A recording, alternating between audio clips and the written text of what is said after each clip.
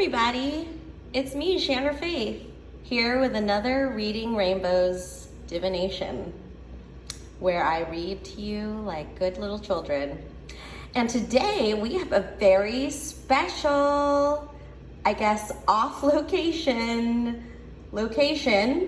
I am in Dallas, Texas, yay!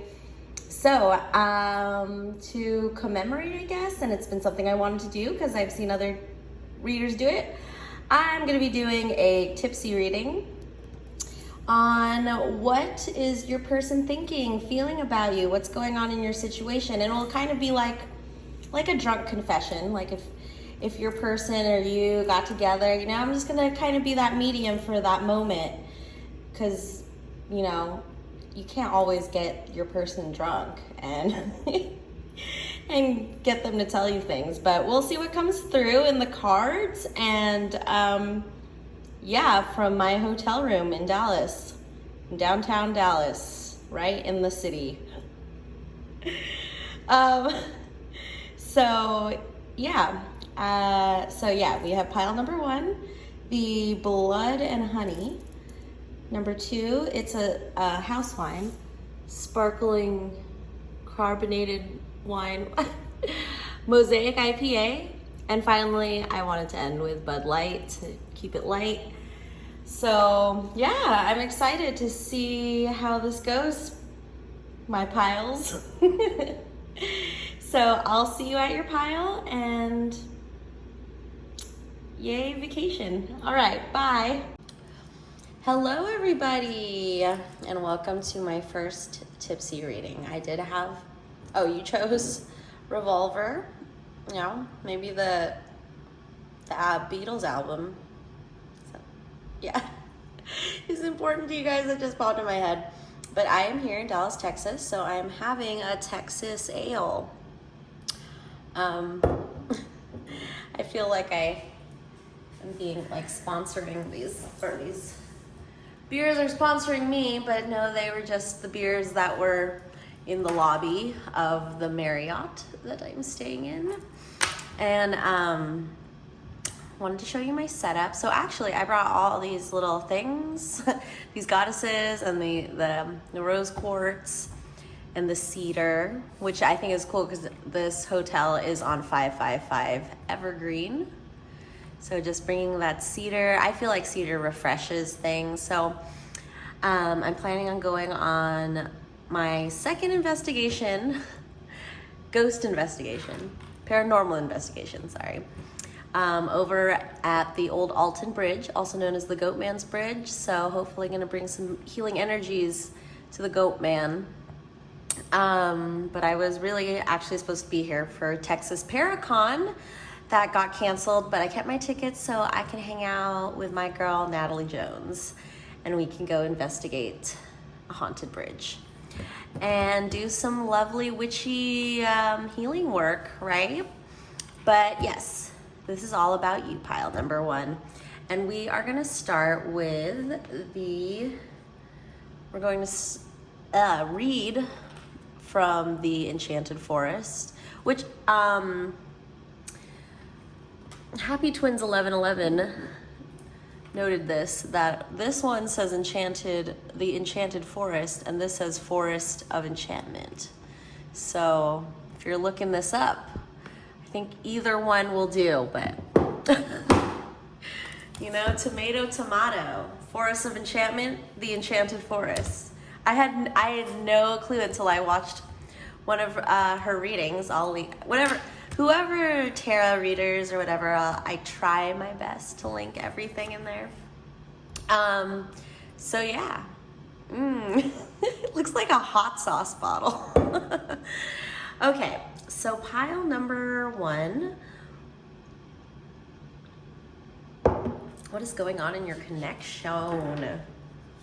Here for this lovely love reading for your situationship, my new favorite word, I think in the last year.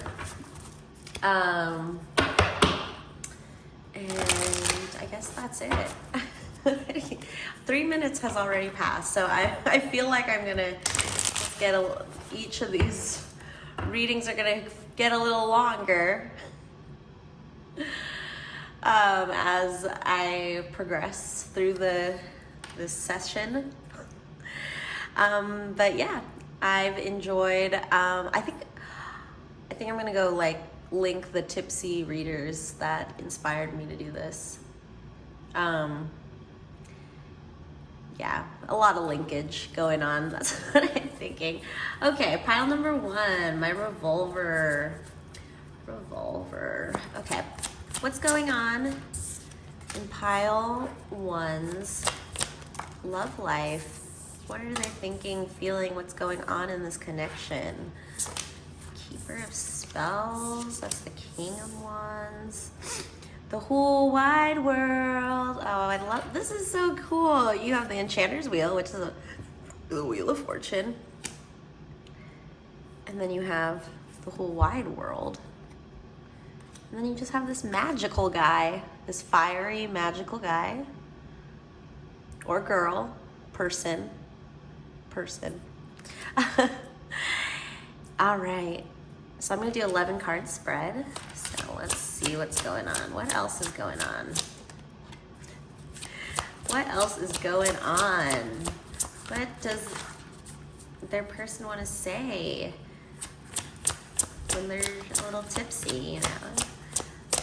When loose slips don't sink ships. Come on, spirits. I feel like I do this with smoking marijuana. With the spirits, they kind of like, it takes me forever to get a card. And it's like a little nudge like, hey, you need to drink more beer. You need to, you know, put in what I call mana. Mana's used as like a word for like spiritual food and spiritual currency. So I feel like the mana here is beer and drugs and alcohol.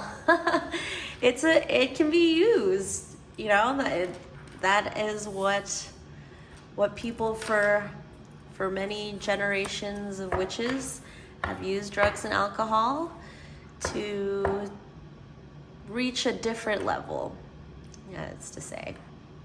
But yeah. I forgot what I was gonna say. See, look at this. We're only 3 cards in and it's almost 6 minutes. I know. I hope you guys just like listening to my voice. I like listening to my voice. I do these pick a cards too because after doing 4 readings in a row, I've totally forgotten everything I've said, and so then I get drawn to one of my piles and I'm like, wow, she's so accurate. She knows me. That's ShandrahFaith. All right, this one popped out too, so I'm gonna keep it up here. Oh, ew. All right, let's clarify that keeper of spells right there. He's a keeper. They're a keeper. Ah, I really love this. This is the white raven or white crow. I forget what it is, but you get what I mean. It's like the opposite. So the Ace of Challenges is the Ace of Swords. A challenge. Revolver. For when you're in Texas. My fine girl Natalie's from Texas, obviously, because she put together a Texas Paracon, and which we'll someday go to, and I'll take my viewers there as well.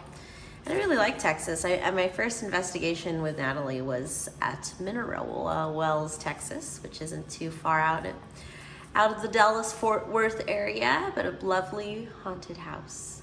Got my first ghost scratch there.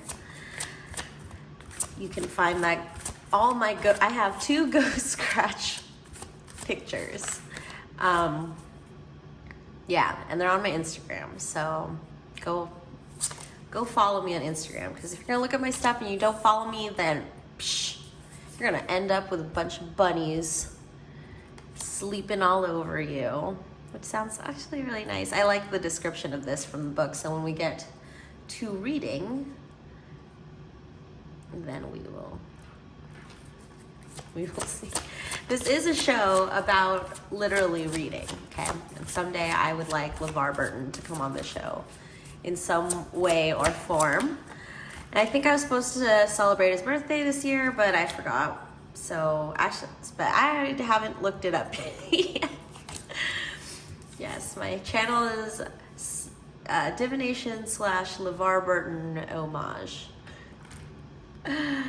Of course. And I do, if you haven't heard about this, he really wants to be the new host of Jeopardy, replace Alex Trebek. So let's go Team LeVar for that to happen. Okay, pile one. I'm just chatty Cathy's, but you know, I warned you. I warned you I'd be tipsy. Okay, so your overall energy is the 6 of Spells. And this is so cute with a little baby dragon. I'm gonna read it to you right now. Num num num. 6 of Spells is the 6 of Wands. And that's just the great card. It's like, the 6 of Wands reminds me of like, you won, like anything. Like if you're gambling or you like do one of those like ticket scratchers, it's just like, I won something. That's how I felt in 1st grade when I won the raffle for this bunny. Bunnies again, yeah, coming back up. But yeah, she was a cute bunny. She was like hand sewn, and I gotta go find her. I don't know where she is. I haven't, I used to have a dog, not a real dog, a stuffed dog that I lost in Lake Tahoe when I was like 8 or 10. Sometime that's what I estimate.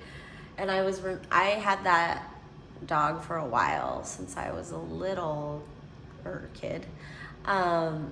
Yeah, and I had imagined that I would like still have it now. I'm 33 now, so I'd imagine I imagined it in a glass case. But yeah, I lost in Lake Tahoe somewhere. I left my dog in Lake Tahoe. Oh man, I forget the drink gets me singing too. So I'm glad that it's in the shot. You can see whenever I take a swig.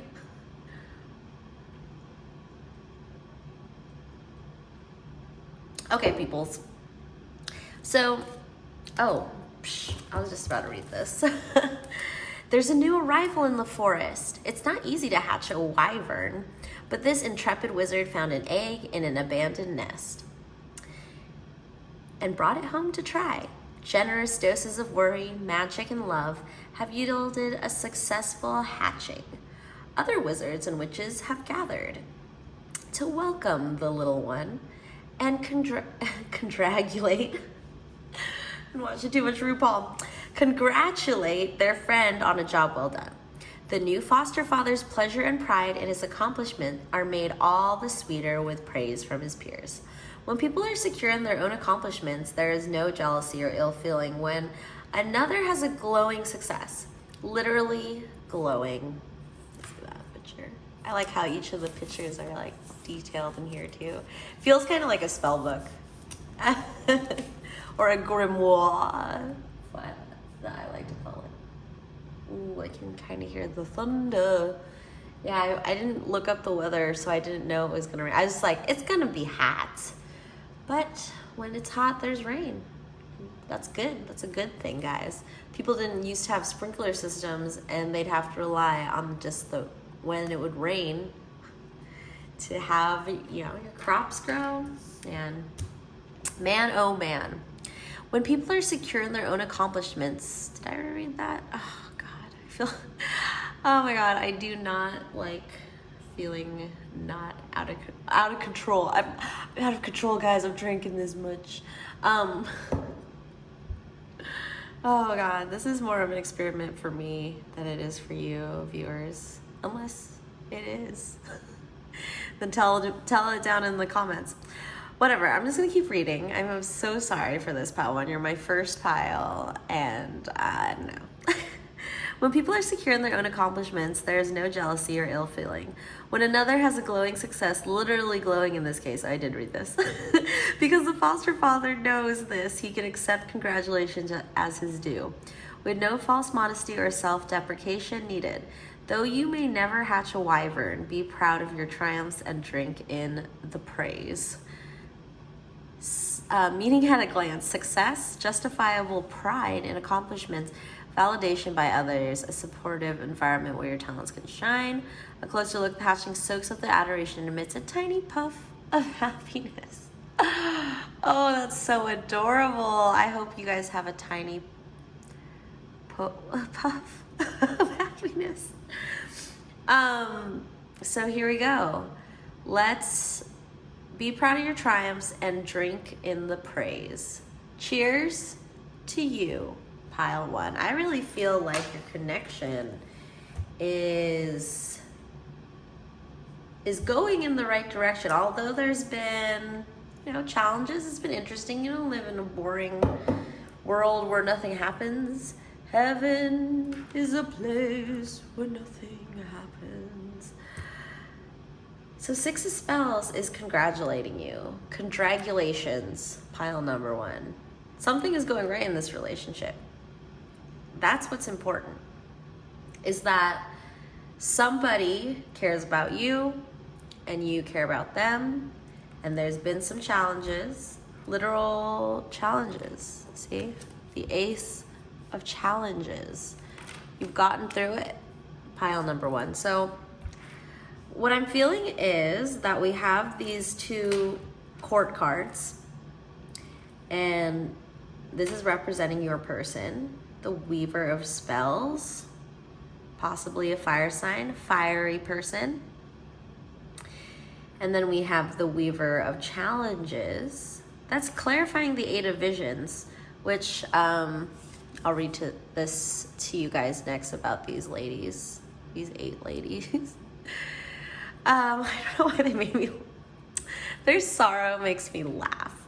Okay, so yes, I feel like the first row is usually like the what's going on right now, and then these are our clarifiers. So we have the King of Spells clarified by the Ace of Challenges. Ace of Challenges is Ace of Swords, which is my truth card, where the truth comes out, and it's like this arrow.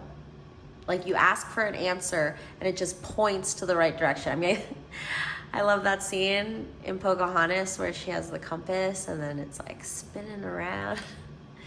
Yeah, it's something like that. Your compass has been spinning around and then boing, it's it's right there, just like an arrow.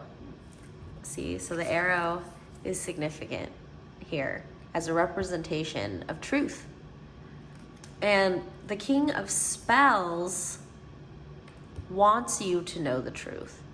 They want you to know that because they know that the wheel is spinning. And you guys have a way bigger picture together than you thought. Like, I'm getting the, like, you can't see the woods for the trees, the forest for the trees. And if you just focus right here, it's like, this is your world. He looks like he's in this like small little patch of grass, but there's so much more to adventure. Just like my Today is My Greatest Adventure book, where I spliced out these lucky devils. So there's more out there, but what's going on here? What's going on? My husband says that to the children we teach at our preschool, and they love it. And then we showed them Marvin Gaye's What's Going On. What's going on is what I like. Ramblin' Mike, who I like to watch, is I like how he says, I like to find the wrench. Because that's what, we can always talk about the happy, the truth, and the world is spinning for you, but there can sometimes be a wrench in the works, in the cogs.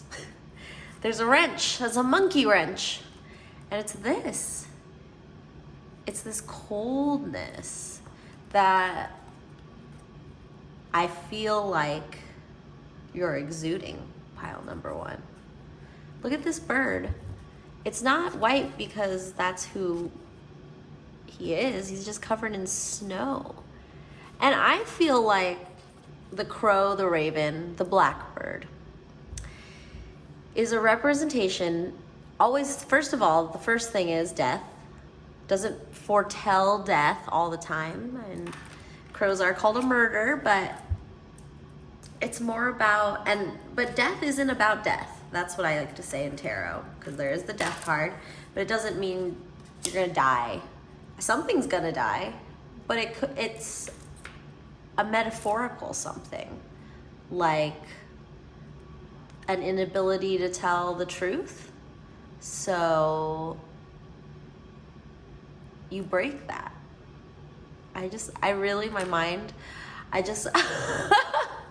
My mind was like, so, you know, that gymnast that, oh God, I forgot her name, but recently, if you're watching, at the time of this posting, it was the 2021 Olympics, and they talked about this gymnast thing. Oh, what is it called? Well, it's basically a mind fart, but in gymnast world. So, oh, now I just want to know what that phrase is. Oh my gosh, it's kind of like the heebie-jeebies. I think it rhymes. Okay, I feel like I'm wasting your time, Kyle. I'm like, just go watch another reading where I'm not tipsy. Just go. Sorry, pile one. So the wrench in here is, there's some sort of depression, some sort of low self-esteem that gets you lost. That gets you lost in this fog, this mental fog. So I'm gonna read to you about the Eight of Visions. What I like about this book is it's not divided by suit, which most tarot books are, but it's divided by by a number. So like you have the sevens, the eights, so on and so forth. Kings, the queens, which are the weavers and the keepers. The keeper reminds me of Harry Potter. Like, isn't that, or that's a seeker. That's what Harry Potter was, he was a seeker. Oh my gosh, guys, it's so magical. Ooh, I even opened to this one too. I feel that in your energy. Like, why are you in that thorn bush, pile one? Why? Okay, well, I was like, are all the eights sad? No, those are owls. Okay. Anyway, do you have any more eights? I was like, maybe eights. Okay.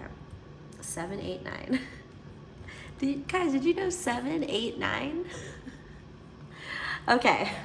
Sorry, I do dad jokes because my dad is the greatest dad joke teller of all time. I actually got him more dad jokes, or I got him corny jokes, because it had a picture of, it was corn shaped.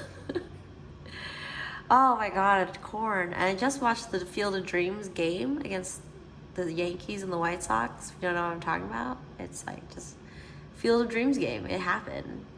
If you're not into baseball and you think it's boring, then F you. Okay, whoa, Chandra, you're shooting your revolver around, aren't ya? Oh my gosh, I haven't been drinking in a while, like drink. I'm like, oh my God, I have to drink 4 beers. I used to drink a lot more in my day, but I guess I've lowered my tolerance.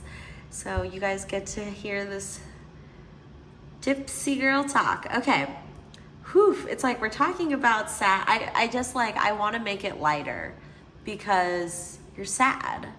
It's sad what you're going through, but what's really happening is it's success. Like the suffering, oh my gosh, I hate this glare. I call it glare danes because I was moving this lamp a lot, but it's okay, I'll bring it up. I brought that one up to you. The rest, there's no glare. Oh my gosh, I'm just gonna be apologizing to you, pile. I feel like I'm the apology pile. There might be also like, you either want an apology from this keeper of spells and you've just shut down because you you can't forgive them. There's something that happened that feels like you can't forgive them. And those kind of forgiveness issues are the things that are it's like the big game of forgiveness issues. It's like, yeah, I can forgive someone for cutting me off. I can forgive someone, like strangers or people you know, it's Monday things. I forgive that person for losing my car keys. That's what's popping in my head, pile one. So there is this sorrow. What is that sorrow? Well, let's talk about the 8 divisions first. Under the weeping willows runs a sluggish, vaporous stream. Here, ghostly wraiths of women who died for love drift in mesmeric dance. Each is in her own world of sadness and self-pity. They may not be aware of each other, or if they are, they don't care. They are, however, aware of you. They pluck at your sleeve and implore you with their watery eyes to join them in their sorrow. Those woeful spirits have no free will anymore. But you do. You can escape their lost and empty fate, though perhaps not on your own. This card speaks of depression and disenchantment with life. Expressive grief is much healthier than quietly retreating into a world that denies all joy as well. It can be hard to begin again when your spirits are so low. Don't surround yourself with pessimistic companions. Seek wise guidance from those who have found their way out of the murk. Oh my gosh, I forgot that's what this card's about. It is hard to get away, or don't surround yourself with pessimistic companions. Like, I've gotten that advice for years, and like the number one pessimistic person, negative person in my life is my husband. And I can't, he's like family to me, he's my husband, and I just can't dismiss him because of his pessimism. It's something he's working on, but it's ingrained in him. Pessimism is in our society, in human society right now. Modern society.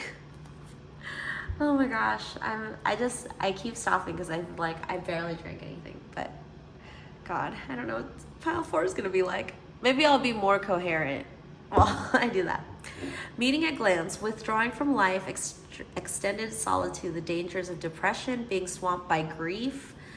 If you stray into a greenish mist, swirling close to the ground, run away with all possible speed. This mist never lifts, and it has a narcotic effect. Dang diggity dog. So what is happening here? These are both about fortune, because this one's about him. You put the sticks on the ground and then you figure out, you divine from the sticks. Actually, I'm gonna read you that one too. 3 of spells, which is a 3 of swords.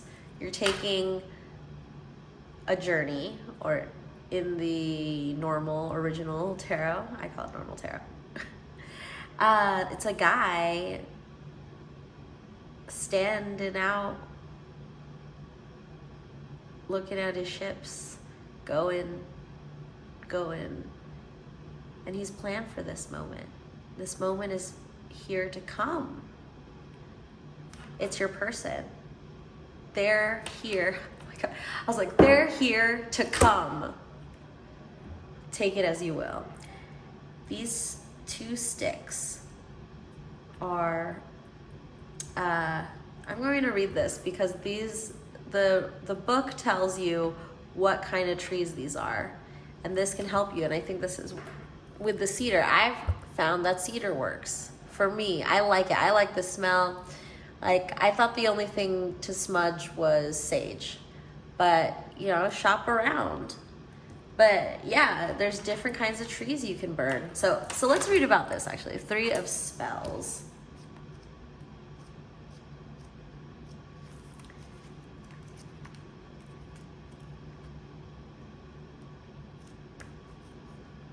No, wait.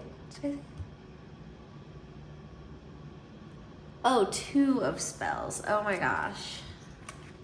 I knew that was 2 spells because he was holding 2. Well, the 2 of Wands in normal tarot is a guy also looking out, but he's not looking out into the ocean like the 3 of Wands guy.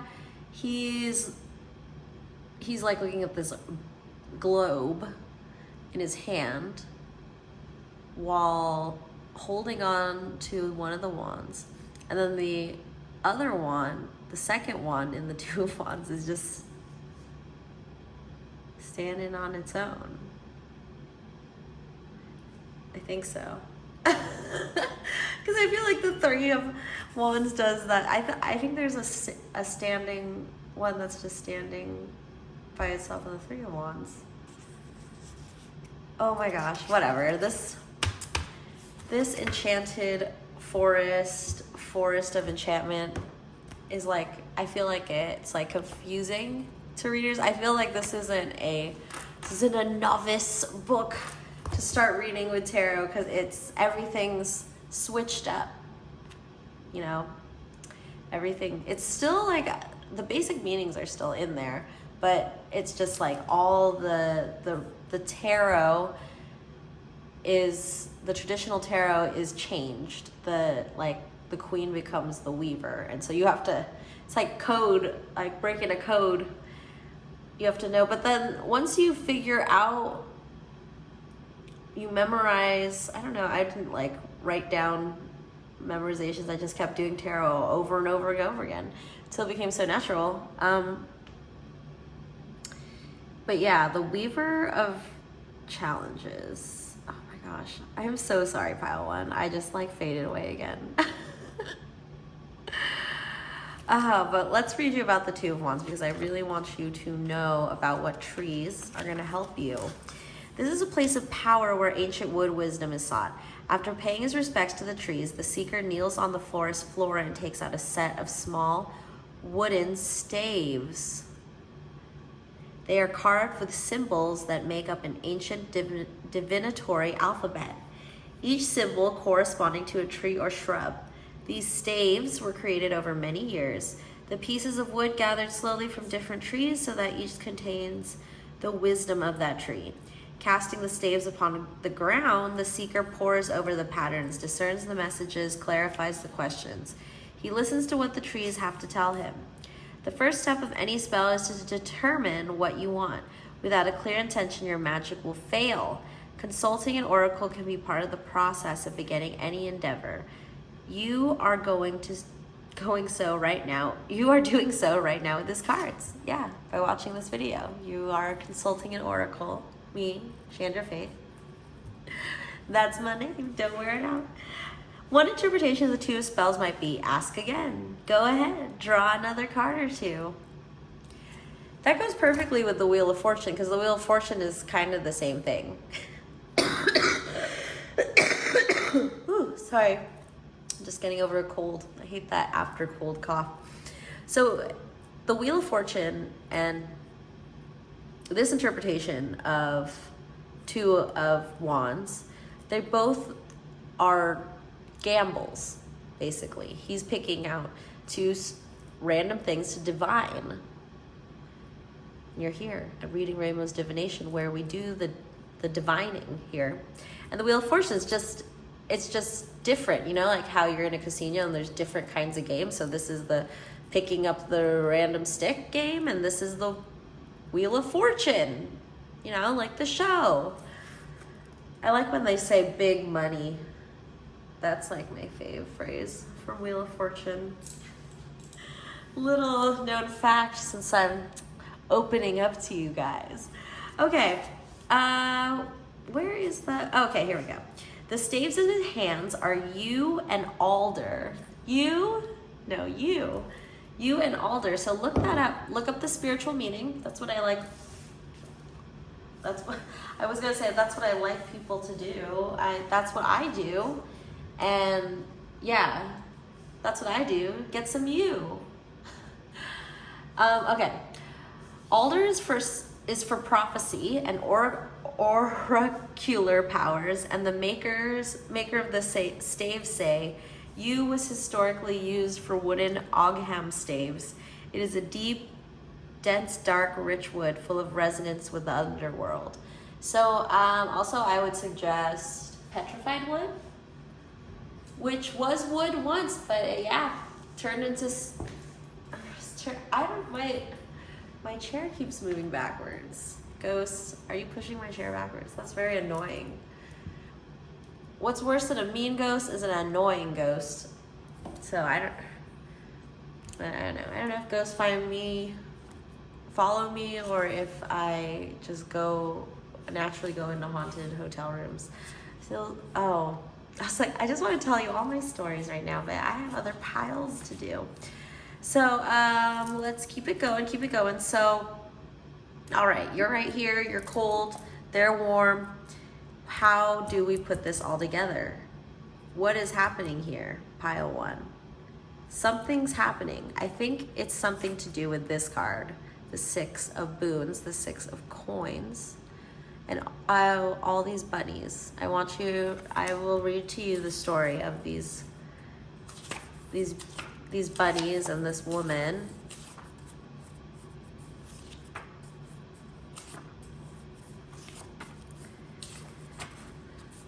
Oh, weaver of challenges. Oh wait, no, we're looking up the 6 of moons. Okay, wait, I just opened the 6s. And here you got the 6, 6. Did you get the 8, 8? No, 7, 8, 6. I like the idea that the number 6 is the love number because it's the lover's card, number 6. So it just seems like you're getting in the way of you, pile number 1, if I shall put it so bluntly. It's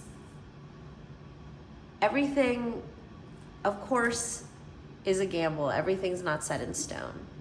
But by worrying about it and staying cold and not really seeing the truth, this is the true white raven crow. This is not. This crow is just covered in snow. Snow crow. So let's talk about these bunnies again. Something made this woman run from her home. Something fearful enough to send her fleeing into the foresty forest. Oh, I was like, the foresty forest? The frosty forest in her bare feet. Ooh.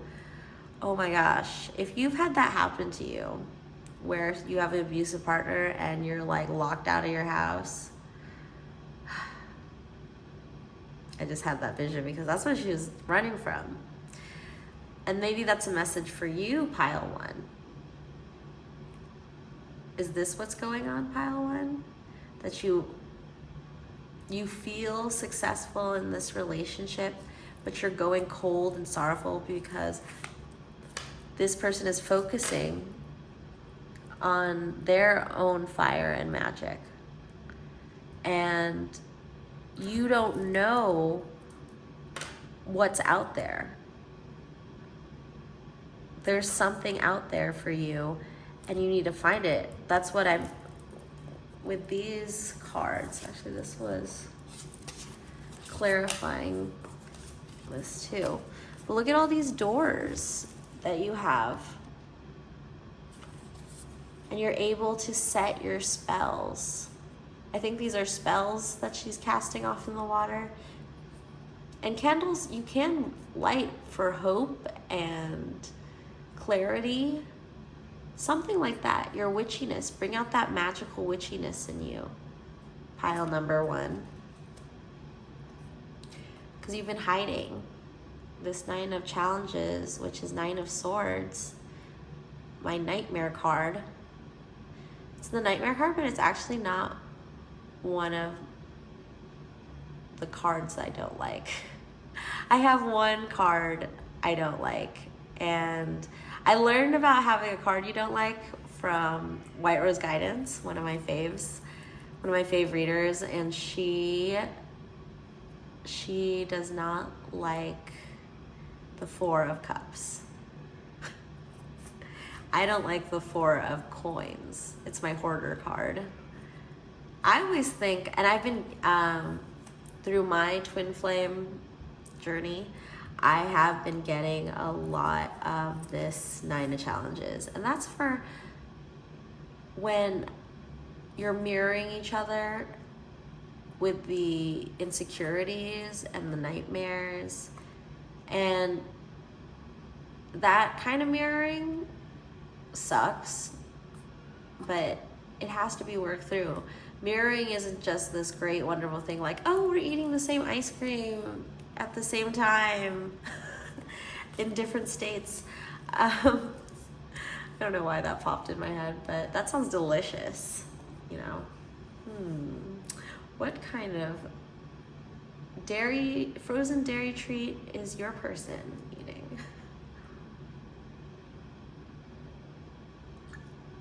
Okay, guys. Let's read about these bunnies, and then we're gonna move on to our oracle cards. I feel like I just want to apologize for like this reading's too long. Like, I feel like this person has been apologizing to you so many times, and you're like, why am I with this person? Who is this person? Can the wheels change? Can I go to greener, wider pastures? So let's see. I think your healing card is right here. Is this lovely bunny? I'm gonna put it there and you can screenshot that. I don't know who would do that, but it's just so beautiful. So let's start this over again. I'm so sorry, I'm gonna get distracted. Something made this woman run from her home, something fearful enough to send her fleeing into the frosty forest in her bare feet. In her panic, she has lost her way, and a light snow is obliterating any trace of her torturous footprints. There is no way to go back, even if she wanted to, and no path forward that she can see. Wow, you feel lost because change is gonna come. It always does. Choices have to be made. The wheels of time keep turning. The night is drawing in, not knowing if she'll wake up again, and not caring very much either way. She curls up on the cold earth and surrenders to exhaustion and despair. Now there we go. Despair, despair, despair, despair. These are the energies. You're feeling despair. You're feeling like you need to open another door. And maybe it's been a while since you opened another door. Maybe you just were here with this keeper or seeker? This keeper of spells. It seems kind of like they hoard their magic to themselves. That their magic is just for them, and it doesn't melt what they've turned you into. Because you're not an ice queen, Elsa. You're a real girl or boy. You're either a Pinocchio or a, I don't know. Girls will be girls. Oh my gosh, this blood and honey. That's great. It's good. I like it. I thought it was gonna be, because it's, what was it made out of? It's made out of blood and honey, obviously. Made with blood orange peel. So I thought it was gonna be, like, to me, Blue Moon is so orangey. It's great for making a brass monkey, because it's like also orange juice in a way.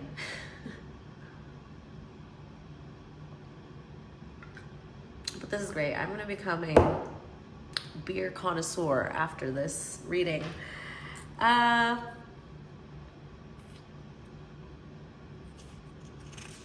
Here we go. Not knowing if she'll wake up again, and not caring very much either way, she curls up on the cold earth and surrenders to exhaustion and despair. A quiet patter of paws on snow sifts into her dreams, and soft warmth surrounds her. Seeing her dire need, a colony of rabbits blanket her with love. There will still be trials to overcome when she awakes, but she will make it through the night. There is kindness to be found, even in the bleakest situation. The world is full of gentle, furry creatures with big eyes who want to help you and comfort you. Be ready to receive unexpected assistance and selfless care. Your situation is about to get softer. Oh, and this is also a message for people who have pets. To, yeah, get that love from your pets. If this person ain't treating you right, and you don't need to hide, you're just calling out for anger. I feel like this person has been rude to you, called you a bitch. That's just for some of you. And that's not who you are. You want warmth. You want to be warm. You're not thriving in the cold. The cold did bother you anyway. So I wanted to say it's not your fault, as they say in Good Will Hunting. It's not your fault. It's not your fault. You wanted love. This was a fiery guy. He looks like a magician, but he's not the magician. He's pretending to be a magician. He should be working on his, well, I guess they're not kings, but he's supposed to be the king of wands, so he's supposed to be working on his kingdom. But he has, I feel, for this reading, this ball of fire is his ego, or their ego, and just what builds up in there. And he doesn't use it to help you get out of your winters. You know, hey, can you share some of that fire so I can not be cold anymore? But then your overall energy is success. You know, you're hatching something. There's still room to grow and work together because the wheel is still turning. Okay. Meeting at a glance, help graciously offered and gratefully accepted, generosity, benevolence, caritas. I don't know what that means. C-A-R-I-T-A-S, if you want to look that up. Closer look, rabbits have a reputation, big reputation for shyness, but they will overcome it when necessary. Shyness is nice. I love when songs pop in my head through the reading, and then, because that's how I've actually found a lot of songs. Is through readers, and I love that. That's why I put a song after. I think I've done most. I'm trying to do 100% of putting a song there, and it's cool. Songs have messages, you know.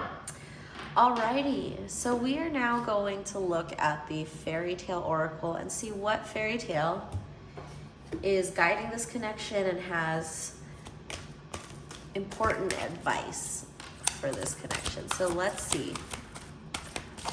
what's happening here. It's like, did you get 2 cards of different?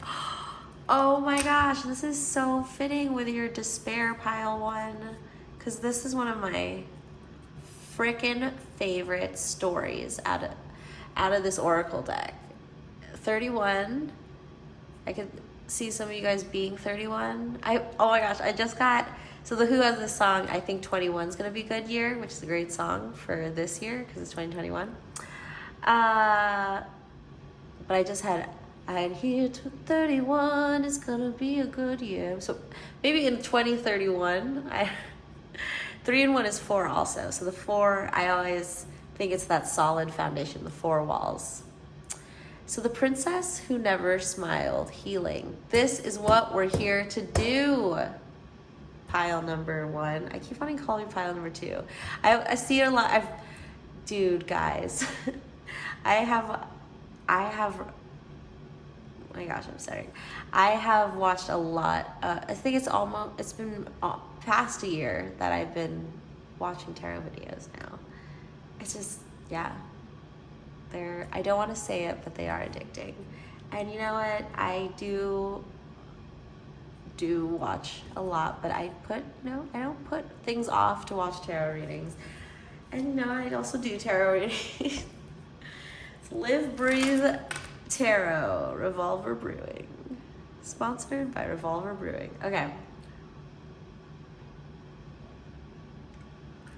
So what's brewing here? What is this princess who never smiled? Disney never made a movie called that. So let's see what's going on in your connection, pile one. If you can get more clarity. The princess who never smiled. I feel like I'm reading to my kids at school. What a life she had. What freedom. What luxury. She had much of everything. Everything that her heart could desire. But she never ever smiled. She never laughed. It was as if her heart had never taken any joy to anything at all. A beautiful princess would seem to have the entire world at her feet. She has good health. I was gonna say she has good health care, riches, beauty, and intelligence, but she is also exquisitely sensitive to the pain of the world, and thus she has never smiled.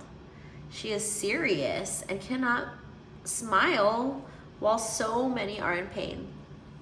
As it usually goes, her loving father was moved and haunted by her inability to feel joy. Oh, wow. That was a beer burp. And so he promised that whoever could make his daughter laugh would have great rewards, would even be given her hand in marriage. So many men flocked to the castle to make the little Tsarina laugh. But none succeeded, for she saw through their antics and knew that in her heart they were valuing her for what she could give them and thinking nothing of how they could help her and thus others. Outside the castle's walls, a young blacksmith. This guy reminds me of Blacksmith, all that like fire and stuff. Okay.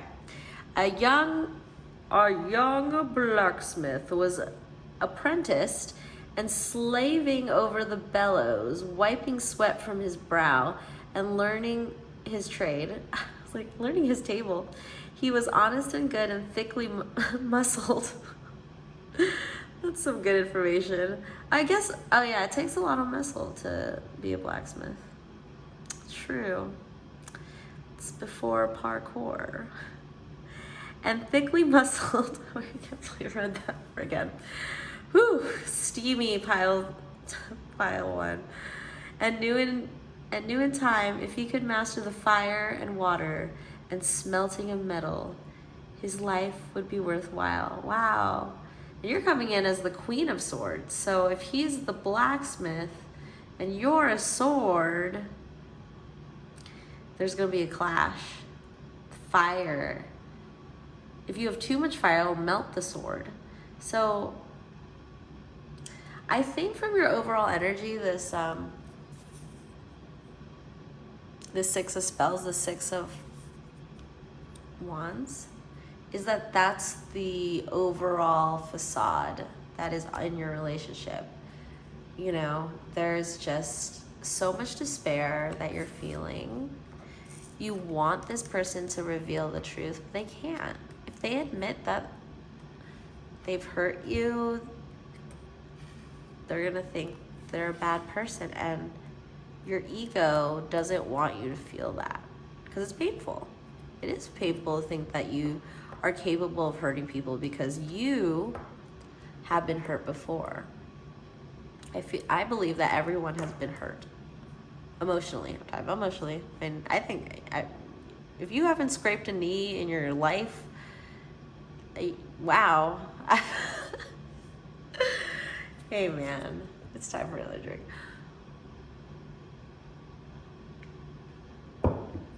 Okay. Meaning, humor, mirth is sacred. Laughter is healing. Oh my gosh, crap. I forgot I didn't read this whole page. You have to hear about the story. Pleased with his work, his master placed a sack of coins at his feet and told him to take as much as he was worth. And being a modest fellow and knowing how much he had to learn and the worth of what he was learning, he took only 1 coin. He worked for another year, improving and mastering the sword and the cup, armor and fine things. He earned another coin, and then he decided to explore the world. As he walked away, a tiny mouse asked him for help, as he was so poor, and he gave him his coin. A little beetle then stopped him, and he gave the bottle his second to last coin. Then the coin his master had given him as good fortune for his adventures finally given to a wee catfish who begged for help at a well. Why would a catfish need money? He came to the castle and gazed up and saw the princess watching him, curiosity lighting her serious and beautiful face. So shocked was this young man that he slipped and fell, tumbling into the moat with its muddy banks. Oh, I love this story. It's so cute. It's like they should make a rom-com about this story, man. Snatch it up. I'm putting it out there. YouTube. And rushing to his aid came a tiny mouse, a little beetle, and a funny catfish who needed money. I added that. I don't know why I tell you that. I added that. Okay. And seeing him and the truth of his heart and the goodness he must have to treat the little ones, so the corners of her lovely mouth twitched. This is making me smile a lot. I think I've been smiling for this whole reading. And then she smiled, and then she gurgled, and then shook, and the laughter, the joy of seeing the seeming folly of a good heart came tumbling out. Her eyes twinkled, and she begged her father to bring forth this man so she might more of her future husband, because he was also so muscly from being a blacksmith. For her serious heart recognized his kindness, and then the blacksmith who could create alchemy now made the greatest change. He had created true happiness within the heart of one who was sad. When this card is drawn, you will know that a time of deep earnestness and gravity is leaving, and soon there will be joy, laughter, and breakthroughs. Optimism returns, and a sense of belief once again that there is worth in taking the time to be lighthearted. Oh my gosh, I'm getting that you would just, this is what you guys would do if you were drunk and honest. Because remember, truthy truth, honesty card. You guys would, I think if you took out fighting from the drinking alcohol, and you're just like, let's say you just took like truth serum, because you got the truth card, or like this is a poison arrow and you get truth serum. This is what you guys would be talking about. Your person would talk about, why are you so cold and sad? And you talk about like, why are you always focused on your own magic and you don't share the magic? And what I mean by that is that in a relationship, what's filling the cup of love, I like to think that the cups are the suit of love, because they are represented by the heart in the like playing cards. And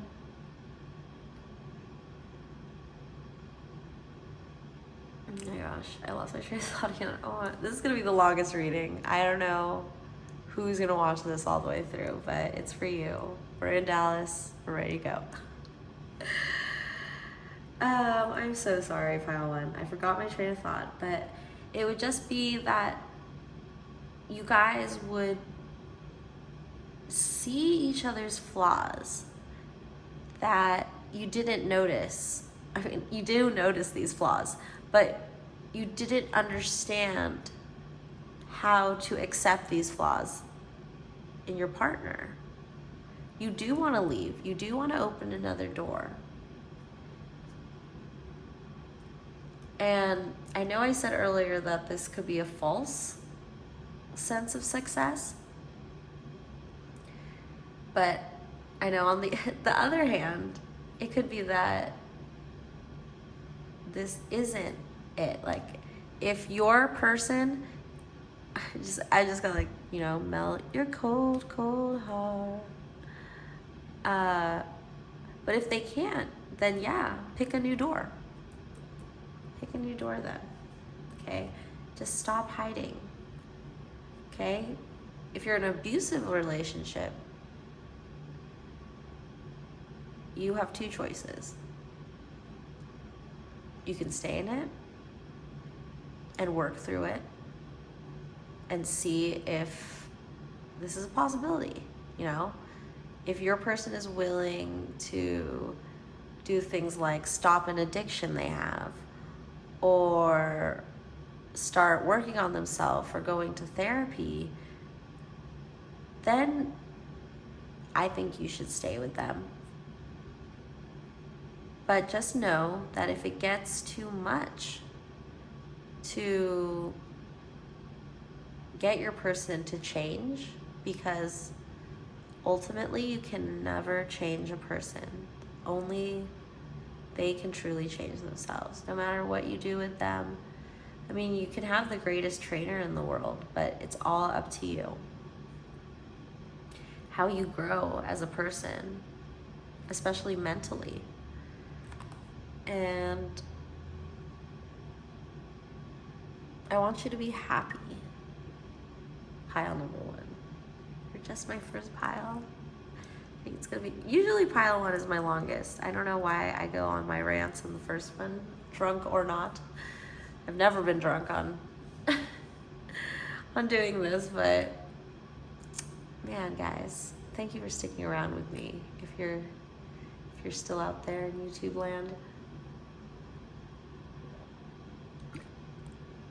Okay, meaning humor, mirth is sacred.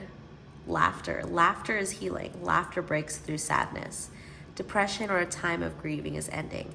Forced laughter is not true happiness. Kindness is always witnessed. You will find laughter very soon. Your sadness will ease. A time of earnestness and heaviness will soon lift. A loving, honest partner with a kind heart will be yours. Story collected by Alexander Afanasyev. I like to try to pronounce things. In these tarot books, oracle books, it's a wonderful treasure trove of myths and learning about the occult, or learning about stories that have been passed down. And I also, from so many different countries, and just new words. I've learned a lot from these oracle and tarot books that I've been reading. Anyway, this stuff just really knocked me out. It really feels like I just reached for my revolver. Yeah, you know what I'm talking about. Okay, finally, oof, I need to stretch. It's a long reading, guys. This is going to go down in the books as the longest reading, but we're here. We're in Texas. I'm usually in Colorado, so I'm glad you guys could come along with me, my audience. Oh, you pretty things. Okay, so now we're gonna read to one of my favorite oracle decks. It's one of my first, was it my first oracle deck? No, it wasn't. Well, my first tarot decks were all given to me. Okay, enough about meh. Okay, we're gonna pull one card from the Halloween Oracle just to see where you guys are at, because we're here and alcohol brings out that, what is that? I want to say the mojo. I'm like, what? That's not the mojo. When I think of mojo, first I think of Powerpuff Girls and Mojo Jojo, but then I think of Austin Powers, where they steal his mojo. And again, I forgot what I was talking about. Something about mojo. Anyway, oh my gosh. I just really, since we're being beer honest here, I just feel like no one is going to get this far in the reading. Like, there'll be one person one day. No one else. So get those views and prove me wrong. Okay. All right, we're past an hour. This is so long a reading, but I feel like I love you, but I think that's just your person. And you. I think you love each other. It's just you guys are going through it. Like, man, you have to wait on things. Like, that's what the Wheel of Fortune is, waiting for the wheel to turn. You're just divining. Well, that's, as a tarot reader, and like, I have a husband, I have a twin flame, not the same person.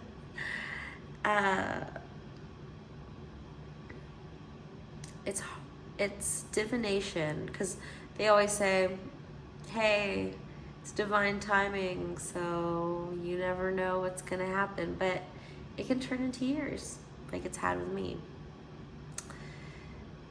But I keep going on because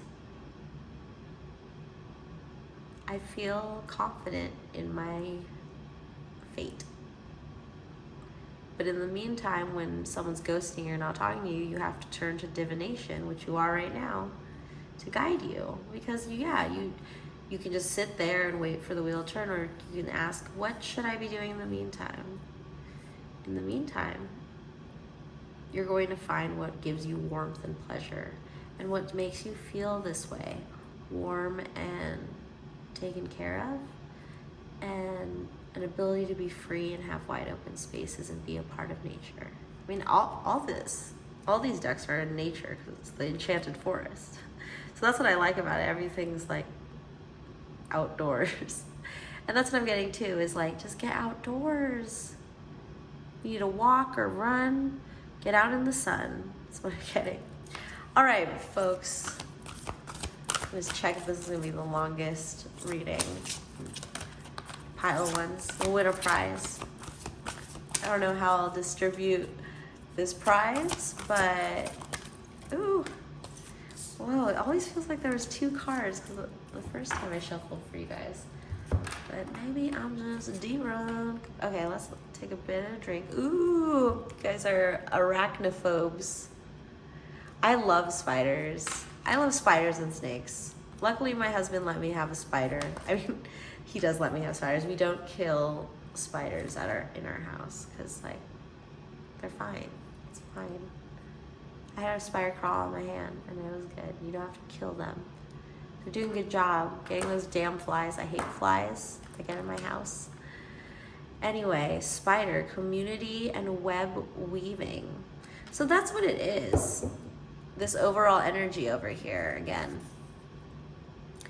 This success. You may be like, have a successful business together or work together in the community, and you know, you both have the same goals and dreams, but when it comes to emotions and this romance, I wanted to say, yeah, a romantic relationship, understanding this romantic relationship is what you're looking for, but you won't find it through this person.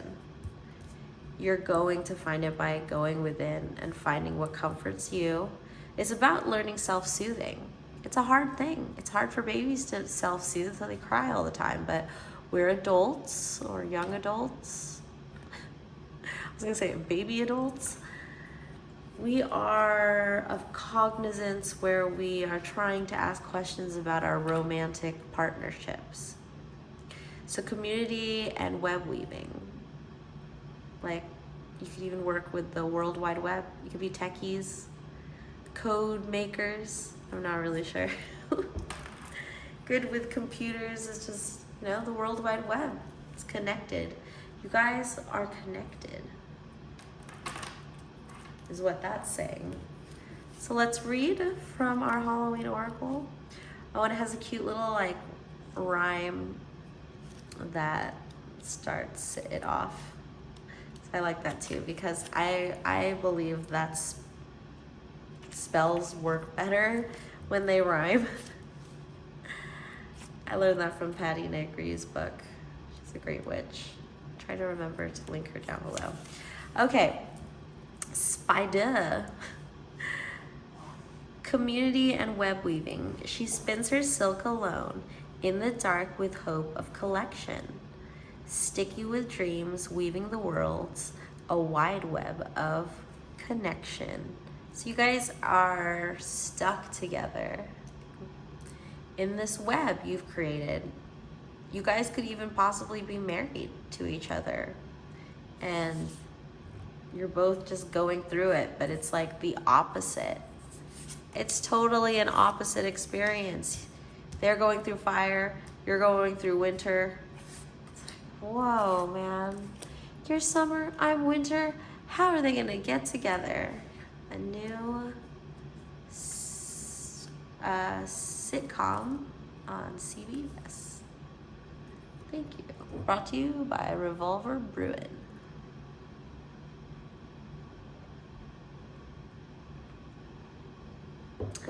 All right. Masses of sticky spider webs make any Halloween decorations complete. The idea of a haunted house covered in the artwork of a big hairy spider is a classic horror. Even those of us who appreciate our eight-legged friends still hurriedly brush off those stealthy webs if we run into them in the dark. Although most spiders are not venomous, humans have an innate fear of them. Perhaps it's the fangs or the poison. Perhaps it's all those legs and the way they move. Perhaps it's where they live, often in dark, hidden places, or the way our Western popular culture has demonized them by making them giant, fierce, and man-eating. Some cultures, though, revere the spider in very positive ways. In many Native American traditions, for example, the spider is the creature that gives birth to all other animals and sustains the web of life. Oh, that's cool.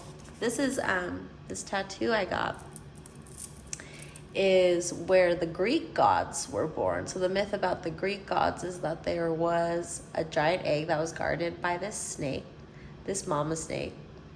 I would like to say that she birthed that giant egg. Somehow she did it through a miracle of the universe. And so this egg hatched, or all the first gods hatched from that egg. The Greek mythology, Big Bang Theory. So the spider is the creature that gives birth to all other animals and sustains the web of life. The goddess spider grandmother, and there is also a spider woman, is a key deity that brings wisdom, safety, and communication to all of the tribes. She created and wove all the stars in the sky and makes soft webs for those that are troubled to rest upon and be supported by. Spiders' webs can be seen as a symbol of connection, not necessarily entrapment. There is a fine line, sometimes between a family or community supporting us and controlling us. This card looks at this discernment. It also suggests you review the way you communicate with the wider community at work, or generally with others, and take steps to improve this or do it slightly differently. It also indicates that there needs to be a balance between what you do for yourself and what you do for others. If we give too much to the outside, our strength diminishes and we cannot weave the supporting web for ourselves. Whoa, pile one. So you're super connected with this person. And you're wondering, how do I sever this? I can't. You have two choices. You can or you can't. And you have to decide how you feel about them. And the two choices are stay with this person, because the inevitable thing is always change. The wheel spinning. But yeah, I liked how they talked about how the web is seen as entrapment, but it can also be a weaving, a coming together. So pile one, there's many things up in the air. You have to decide if staying with your person, or actually the advice is you have to decide if your person is valuing their ego. If you don't know what an ego is, look it up. And do they value their ego over you as a human being who is romantically involved with them? And it could also mean you're financially involved with them. As the relationship grows, as the years go by, you get closer and closer to, get closer and closer to death. We all are born to die, as Lana Del Rey says. But you have a choice. You have many doors. It's not like you were gonna fall and never get up if you leave this person. But you may be tired of hiding in this little nook. All right, that's all I have for you, Pile 1. Thank you for joining me here in Dallas, Texas, and I'll see you next time. Bye. Hey everybody, Pile number 2 with the house wine, my first wine in a can. Great. Bubbly rosé. Okay. So Pile 2.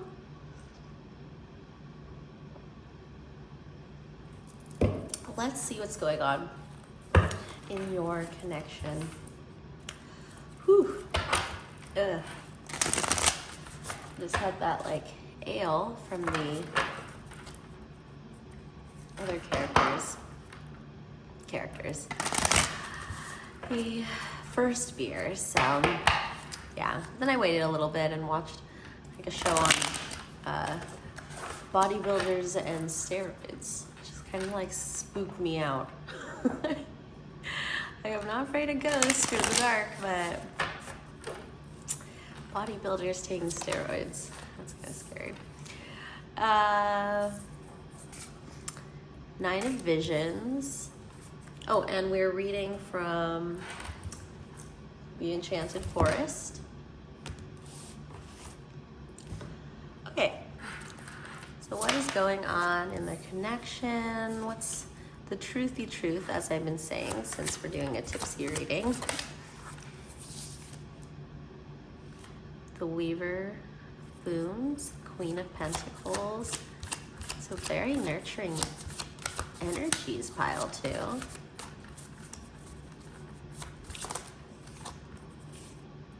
Eight of Visions. I think that's the same spot as Pile 1 had it. So you might have a bit of depression, sorrow, things you need to grieve, but you can't get stuck in here is the important part. There's nothing wrong with being sad, but it's not beneficial to stay sad forever.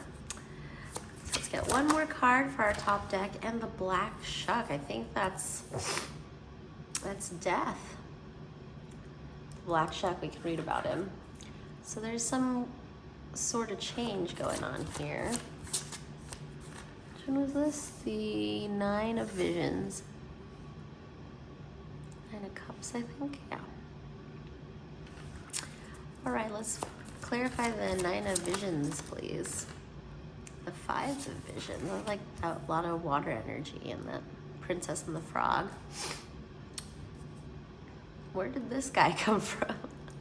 Did you fall out? Why, it's so strange. But I'm gonna keep him with the Black Shuck. He was one of our main players in the last reading. Oh, whoa, this chair keeps moving. Okay, as I mentioned earlier, I am in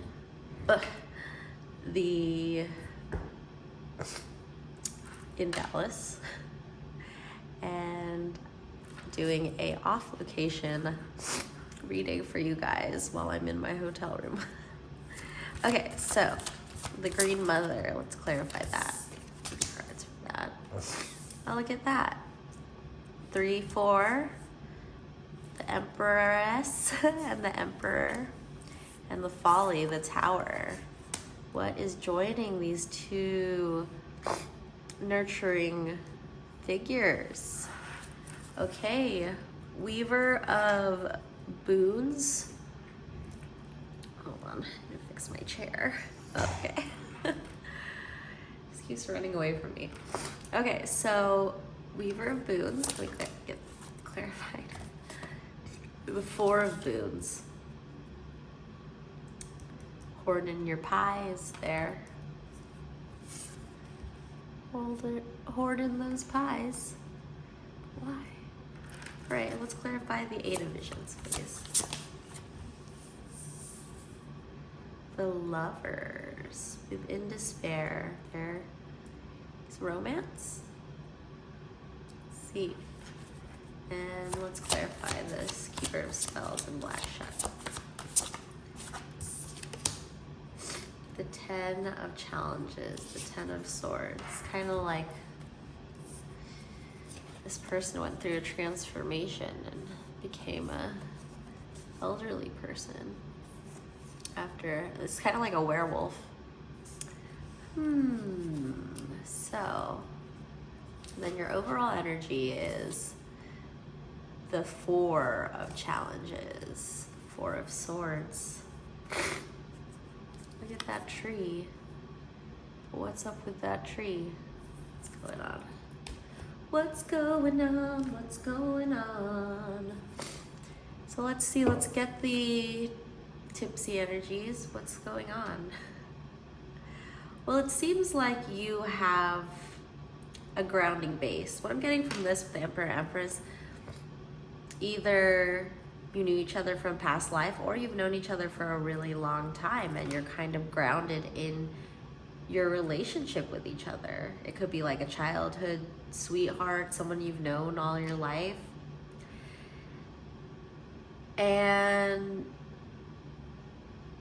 I don't know if they want either you or both of them. There's something in the way of you becoming lovers. It's this despair, this sorrow, that maybe there's like a forbidden aspect to this relationship and like things are just kind of out of reach. See how this coin's falling in this well and the ball's falling into the pond?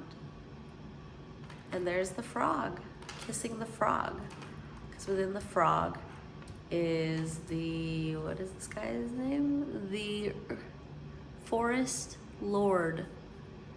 And this is the Green Mother, which I believe is your energy, pile number 2. That you're the princess or prince, and there's a frog. Maybe it's someone you've known for a while and it's suddenly or gradually becoming something a little different, a little more romantic. You didn't know you would do a reading on this person. So that's why to unite the Emperor and the Empress, or the Forest Lord and the Green Mother, the folly has to break. Tower has to happen so that you can grow new. There's nothing new here anymore. But it was kind of like what's in between you. But you are that growth. The Green Mother is nature. But how are you going to deal with this Tower moment? This moment where you're asking yourself, do I just let this happen? Let something break so I can be free? I don't have to worry about it breaking, it's already broken. And then with the Weaver of Boons and the Four of Boons, it's funny, these are two kind of opposing energy. This is a nurturing, giving energy, but it's clarified by this hoarding, the Four of Coins, and in this deck it's the Four of Boots. It's someone just holding on to all their coins, not sharing them. And these are about trolls who aren't sharing their pies that they made. So, I'm gonna clarify these cards or read from this book. Oh my gosh, my chair just keeps, I think there's a slant or something. This gravity is not working with me. Okay, let's get the Weaver of Boots or the Queen of Pentacles.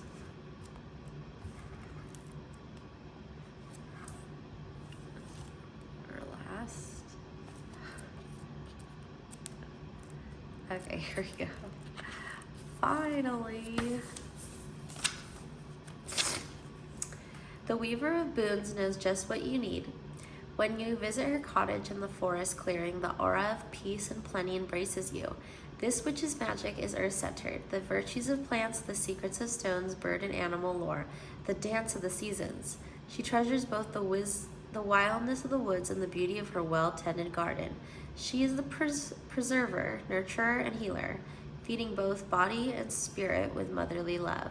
If this card does not represent a particular person, it can indicate the need for some common sense, an offering of comfort and care, or a monetary windfall. It seems like you've embodied this energy, or that's what the kind of energy you're exuding, showing people. You know, you're homely and grounded, able to give people great gifts. You're very giving. This is a card of a giver.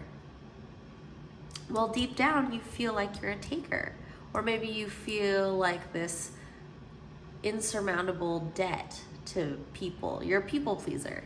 And when you do that, when you give and give and give, the part of you, I would say like the ego, would retaliate and feel just resentful. You may be giving and giving and giving, but that resentment is all you're gonna receive. If you're still feeling anxiety and just not feeling good about when you're people pleasing, or when you're doing things for people and all you want is a result. You should strive to be able to do things for people without expecting anything, because you may give off this aura of giver when there's a lot that your heart needs to open up to. And that's why it's going to take a big shift in your belief system, and kind of taking a look at how you've been glazing over your dark sides, your shadow sides. Because you've definitely felt being a victim, or better to put, a survivor. And when we switch over to that, when we switch over from victim to survivor, it changes our confidence, which is important. We want to hold that image that our ego wants to project because it feels safe. But inside, you're rotting away because you're not dealing with those issues, or you might blow up at people around you because you've been bottling up inside, and then instead of gradually letting it out and figuring yourself out, all the aggression and the bitterness come out. So what do we do, pile 2? What is that truth that we have, that we're seeking?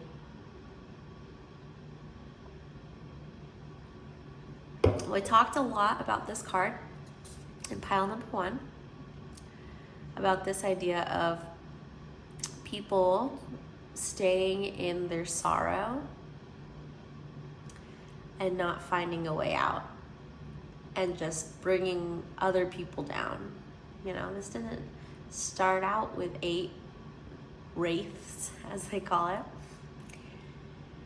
There's probably one person who was sad, and then another, and then you're, you know, I don't know if you felt that before, but yeah, how draining it feels to hang out with a negative person who undermines you and just clouds everything with negativity. There's like no way. It's the exact opposite of someone who's just like glazing over everything and finding only the positivity. As people go out of their ways to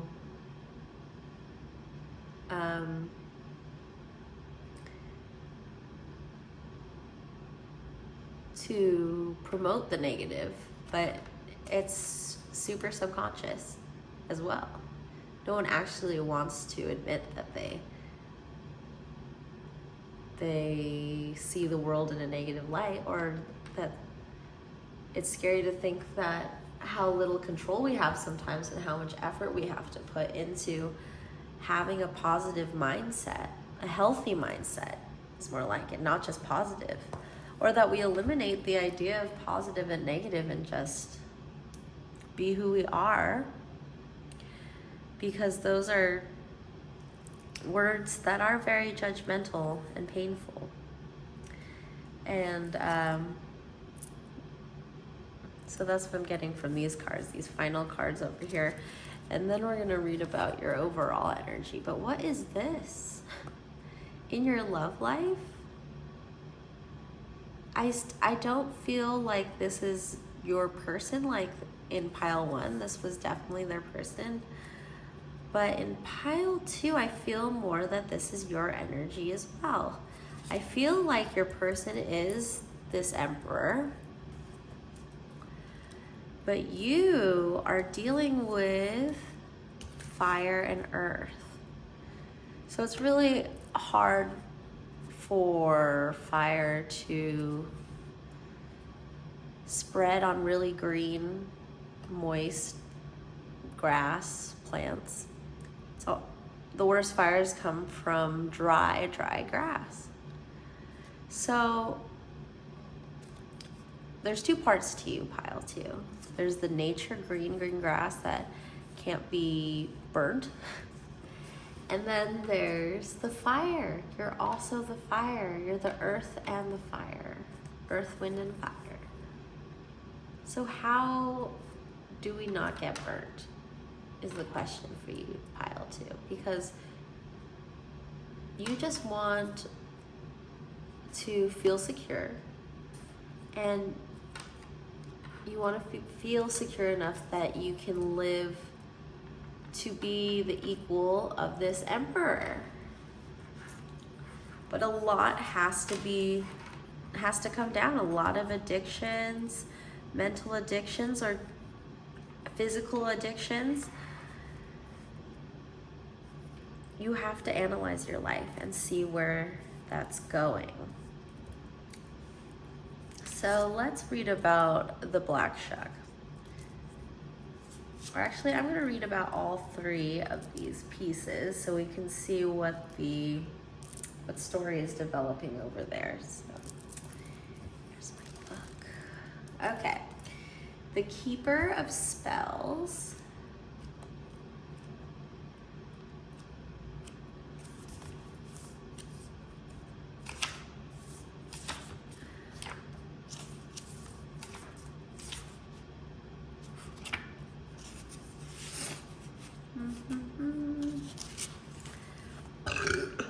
Excuse me.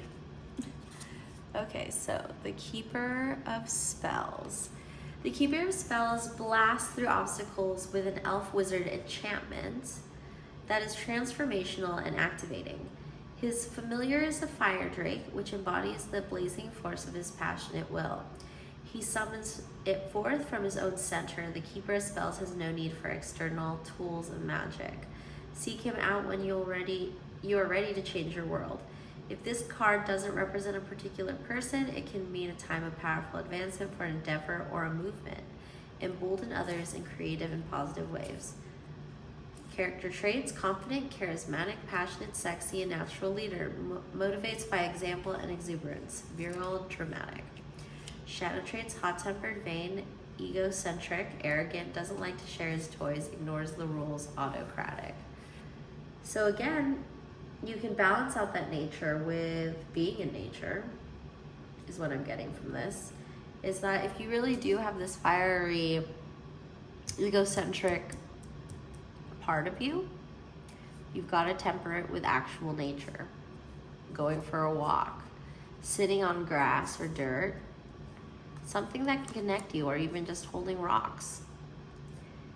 Because you can't just run on fire. You need fuel. So the best way for our bodies to get a little pick-me-up is to go outside, whatever weather condition it may be, even if it's for a couple minutes. Okay, so the black shuck, go drink first.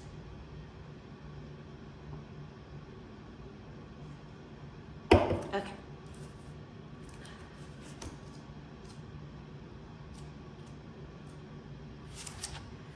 Of the otherworldly beings that dwell in the woods, few are fearsome as Black Shuck, for he is a portent of death. Is your heart beating a little faster now? He is one of the spectral hounds who roam the earth, hunting the bleakest moors and the darkest forests. You may have heard him clawing and whining at your door. Now he meets you among gravestones, illuminated by lightning flashes. Don't worry, he won't harm you.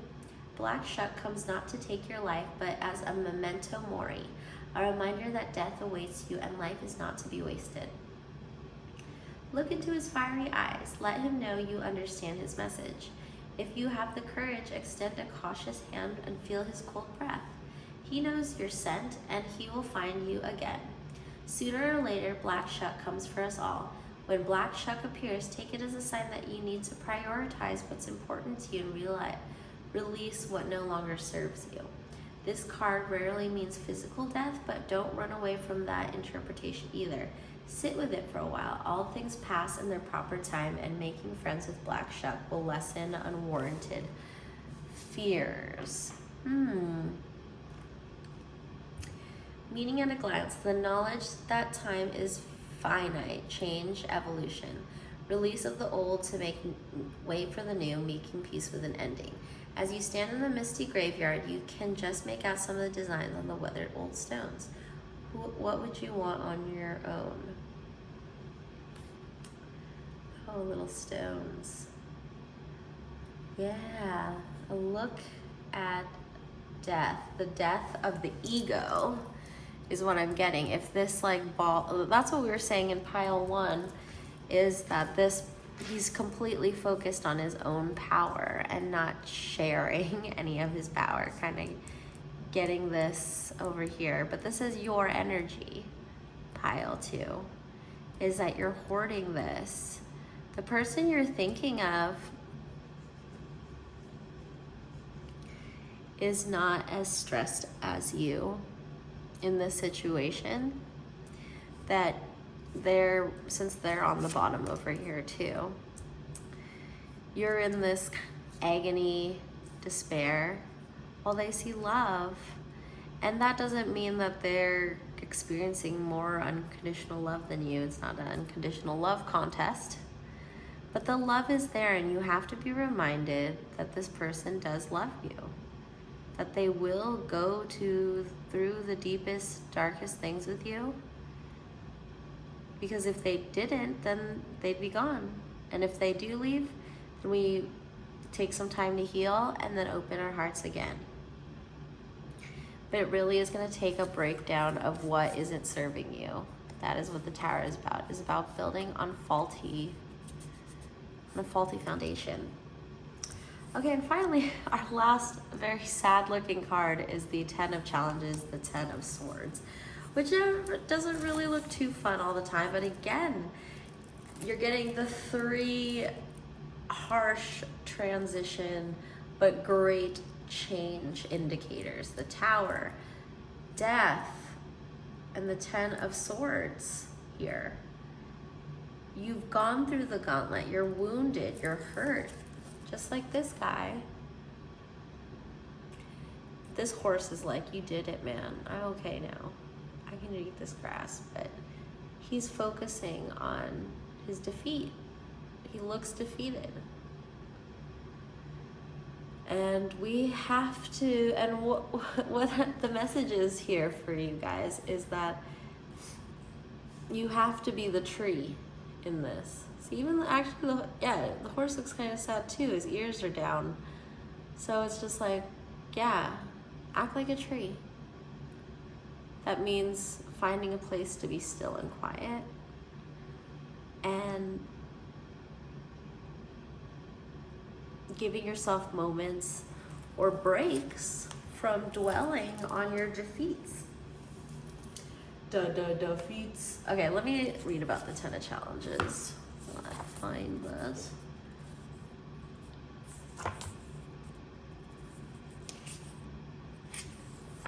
Okay. Oh yeah, that sad guy.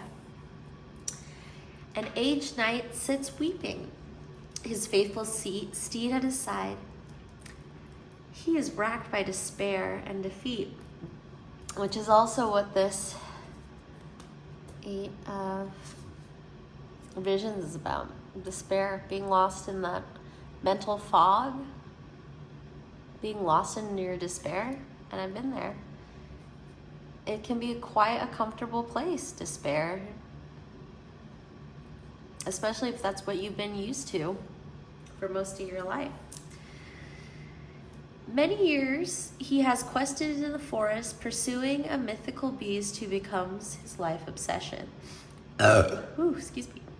Along the way, he fought bravely with countless other knights, never shirking in service to causes of righteousness and nobility. But relentless time has claimed him at last. All the fight has left him, and the beast has not been seen for a very long time. The old knight's word and helm are battered and rusted. His quest is over. Perhaps it was mad to begin with. When the night appears to you, take it as a message that it's time to face reality. Cut your losses and decide where to go from here. In a way, it can be a relief. This is as bad as it gets. You don't need to fight anymore or pursue an impossible dream. You get to lay down your sword, walk away. You can't win, but you're also done losing. Meaning at a glance: defeat, surrender, ruin, the death of a dream, give up, move on. Closer look, the knight's helm bears a feather from the white raven, but the ally has flown.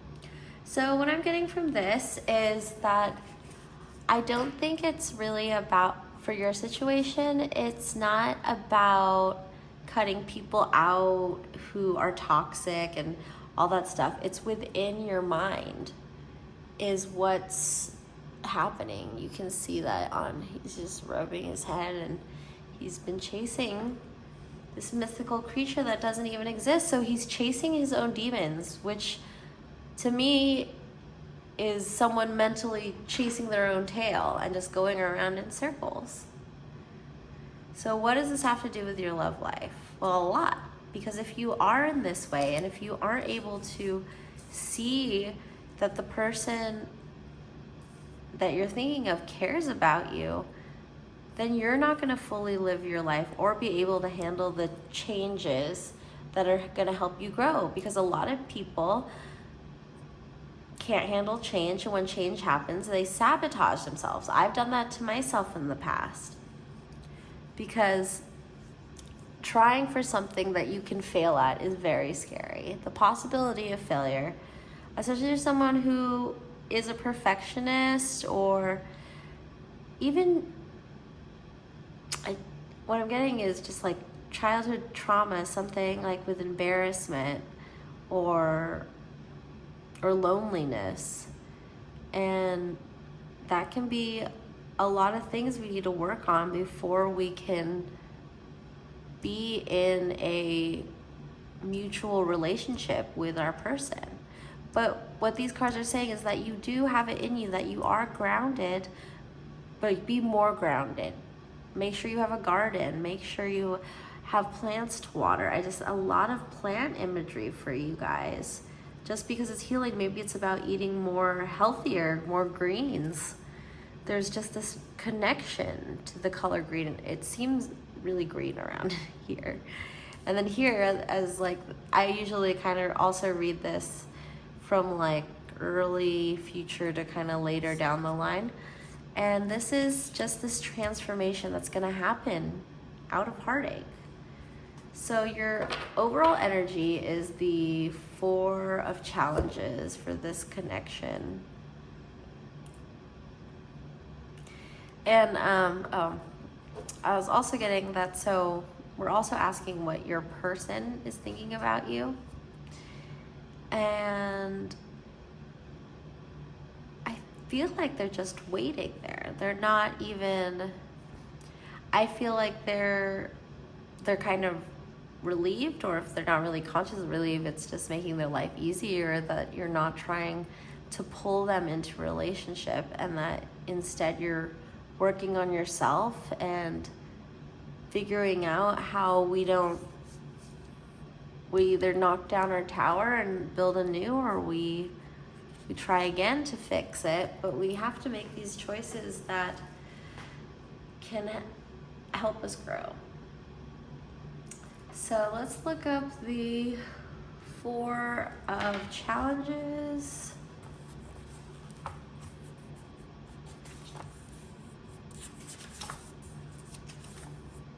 Chalices, challenges. That's what I said.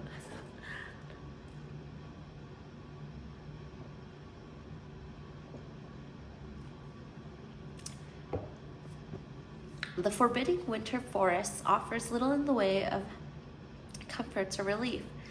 Thorns, icicles, and sharp frozen branches torment the weary traveler. Landmarks are few, footprints are quickly obscured by flurries. It can feel like you'll never escape this fearsome wood. And then you come upon a miracle. In the midst of the gloom shines a green-leafed rowan tree, in full berry fruit. Of all the trees in the enchanted forest, rowan offers the most powerful protection from both magical and earthly attacks. The earth around the tree is also green, providing a blessed place of sanctuary and repose. This card shows that there is an opportunity for you to find some peace, even if you still have challenges ahead. Yep, that's what I'm saying. Challenges ahead right here. Getting out of the winter wood, for one. Determine what sanctuary would look and feel like, and then insist on availing yourself of it. When you're in the midst of conflict, taking a time out can often lead to greater clarity and solution to the strife. There's nothing to be gained by pursuing the problem right now. Exactly. There also could be a possibility that there isn't a problem, and that you've got to look at what's triggering you, what is causing the strife in this situation. A closer look, wanderers have tied scraps of cloth to the tree as grateful offerings for shelter provided to body and soul. So yeah, sheltering your body and soul. How do we nurture the soul? Through spiritual practice, through self-help, understanding ourselves psychologically, and what was the other thing? Soul, mind? Oh my gosh. That's hard doing readings when you're tipsy. For me, at least. Okay. So let's move on to...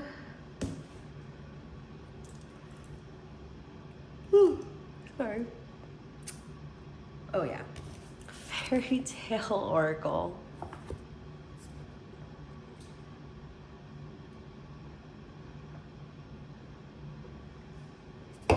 Okay. What fairy tale oracle is gonna help? I really like the energy of your person. They're just, it's really this energy. It's like, hey, I'm just waiting around with my pig until you figure yourself out, and it's fine. They don't mind waiting. You don't need to worry about that. So what's the story, Wishbone? What's our story for pile 2?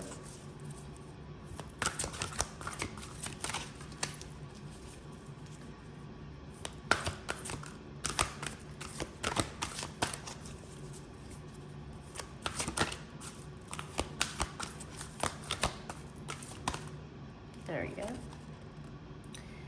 The day boy and the night girl. Great. I feel like your energies are so different, but compatible.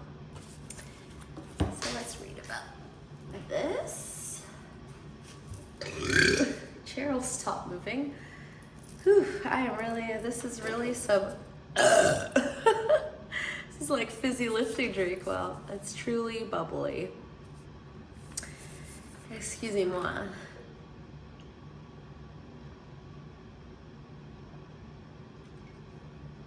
All right, wine in a can.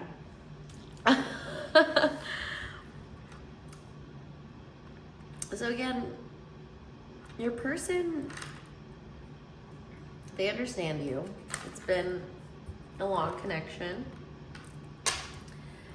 And they've seen you at your best or worst. And they're fine with that.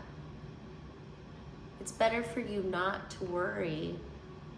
But if the worries are incessant, it's time to make a battle plan for your worries. You're gonna have to become your own lawyer and defend yourself when your mind is putting you down and being like, no, here's the evidence of why I'm a great person. And if it's hard to figure that out, take a break. Talk to your thoughts.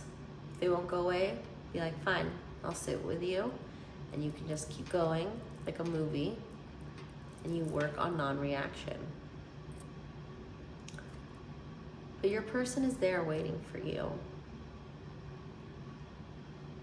But this is your own journey. Your own journey to get out of being egocentric, focusing on yourself, and facing your fears. This black shuck is, to me, about facing this darkness within you. All right, the day boy and the night girl. Looks like. Clear right there. Okay, number 30. And I think pile number 1 got 31. The day boy and the night girl. You must learn to be strong in the dark as well as in the day, else you'll always be only half brave. Exactly, this is what I was getting with the Weaver of Boons and the Four of Boons, is you're trying to just focus on this wonderful, nice environment when there's resentment inside you, and it's not a shameful, I mean, of course you feel shame, but it's all right to feel shame or anger or sadness, these negative feelings. Our society calls them negative, but if we actually look at it, it's neither negative or positive. It's something that's happening to you. And when we look at our shadow side, we understand what we need to work on. And it helps us stand our ground instead of focusing on other people and trying to nitpick about their flaws so we don't have to deal with them. So this is a big journey for you, pile 2. Understanding that darkness and balancing that light to being 100% light is just as dangerous as being 100% dark. Extremes are dangerous. Okay. You must learn to be strong in the dark as well as in the day, else you will always be only half brave.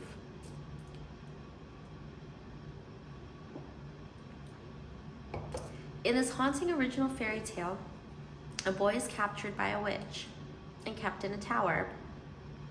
He's only allowed to witness and know of the daylight and lives each day from sunrise to sunset.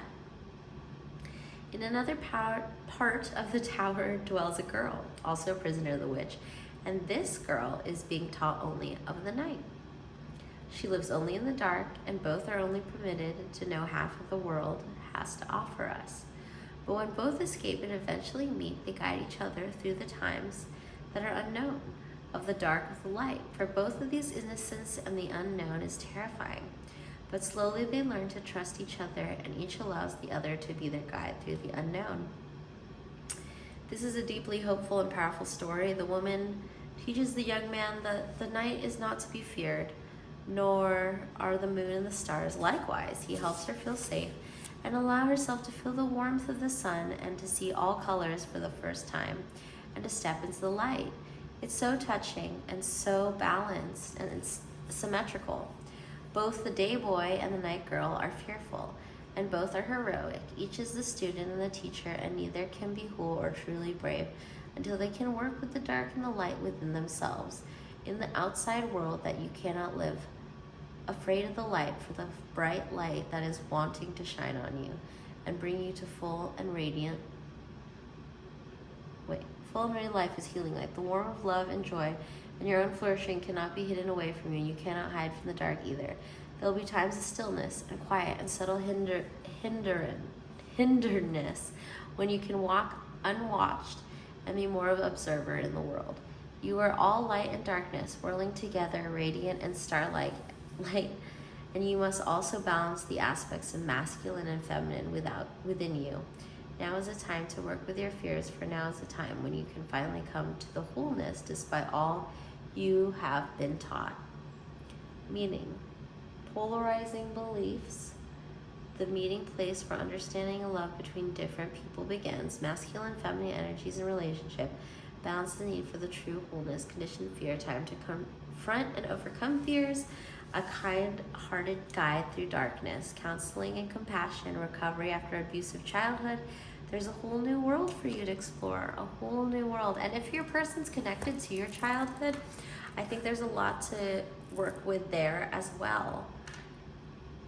Because as you go into the darkness, you're going to grow. A plant needs soil for it to grow. You can't just leave a seed on the sidewalk and expect it to turn into a plant. It needs that darkness to slowly grow and become a stronger plant. Oh, back again. So we're gonna work on accepting change. Pile number 2. That's really what it is accepting that change and accepting both sides of you, the light and the dark. They're neither good or bad. They're just two different things. Okay, finally we have the Halloween Oracle.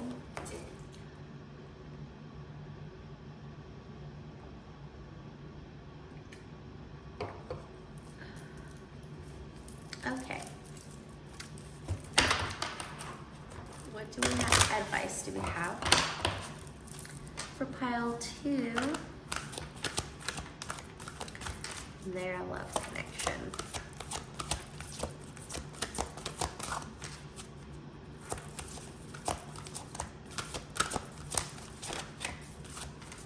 Come on, spirits. I was telling pile number 1 that but it's hard to get a card out. They want me to drink more beer to help out the connection, I think. Or when I'm smoking the marijuana, I feel like they want me to smoke more. They need a little more pick-me-up. All right, cheers.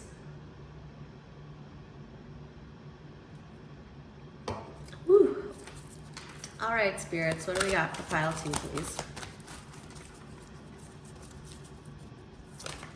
Here we go. Skull of the Stars. Oh, this card is so beautiful. I really love it. Infinite possibilities. Yes, the only person that's holding you back is you. And you are not just your skull or your bones. You don't live in there. You can go beyond that. So let's see what it says here in our book. Oh, I just opened to it. I love that when you just open right to it. Skull of Stars. Why think so small when galaxies spin within? Really realize that you're made of the stuff of stars and infinite possibilities begin. This skull brings us back to the fact that we are all made of the stuff of stars, yet many of us think so small. We are each born with a blank canvas to paint upon, and we are indeed an open sky of possibilities. It is easy to feel small in a world that is so busy, impersonal, and seemingly self-absorbed. We can at times feel lost and unclear about our direction and lose sight of our place in the cosmos. The Skull of Stars reminds us that we are only limited by our own imagination and boundaries. If we can dream it, it is possible. This card indicates that you need to think bigger and more broadly about your future and what you would like to achieve. Perhaps there are false beliefs, when often old, that no longer serve you. As you grow and change, sometimes these beliefs may not even be yours. They may have been imparted to you by your parents or the wider community, yet feel rather incongruent to you. You need to endeavor with all your heart and soul to live the life you want and honor your own wishes and truth. Exactly. You want to become yourself. Is what I'm getting at. This over.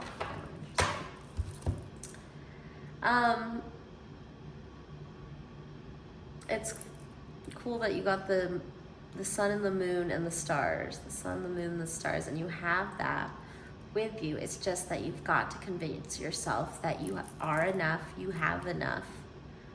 That's your homework, to convince yourself of that, to really argue your case and be your own lawyer whenever you're bullying them or when you want to prove that. Dang, I really forgot. I keep hitting the Diamonds Are Forever song stuck in my head from the James Bond movie.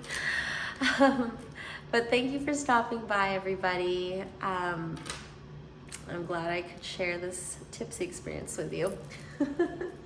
So until next time, bye. All right, hello. Pile number 3, and you chose the MOSAIC IPA. Whew. This is like taking a lot out of me. Okay. But, you know, it's fun to experiment. Ooh. That's intense. But cheers, y'all. Another Texas beer. I don't know. Let's try. Oh, dang. 8.6. Suggested drinking glass. Okay. Your go-to tropical floral. Oh, that's what that taste is. Flowers. Okay, pile 3. Ooh, what is your person thinking, feeling about you? What's going on in your love situation? What is happening here?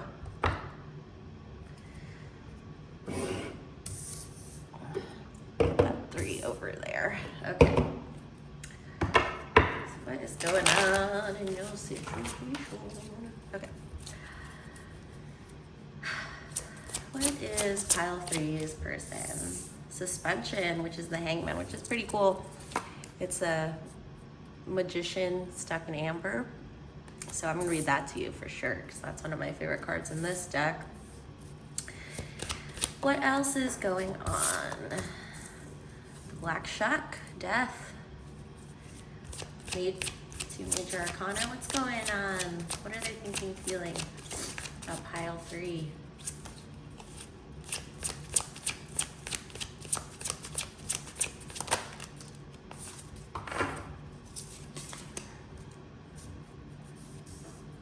The 7 of spells, the 8 of spells, so wands, fire energy,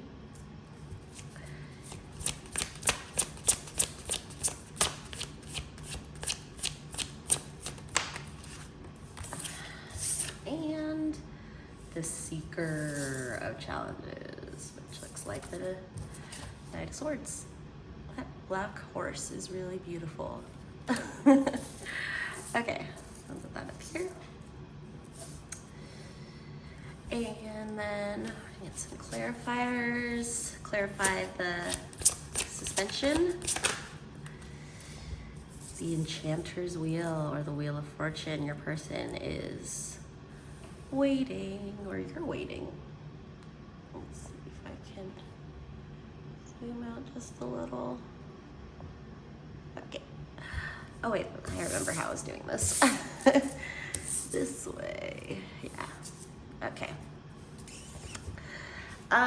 Okay, clarify the Black Shuck. Ooh.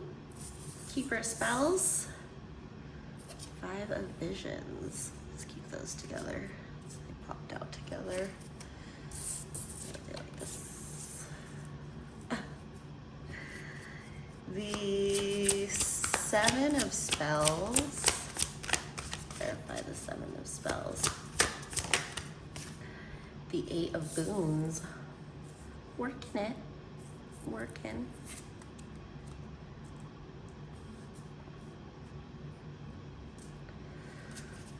And we'll clarify the 8 of Spells. Moonlight. Getting a couple of major arcana here.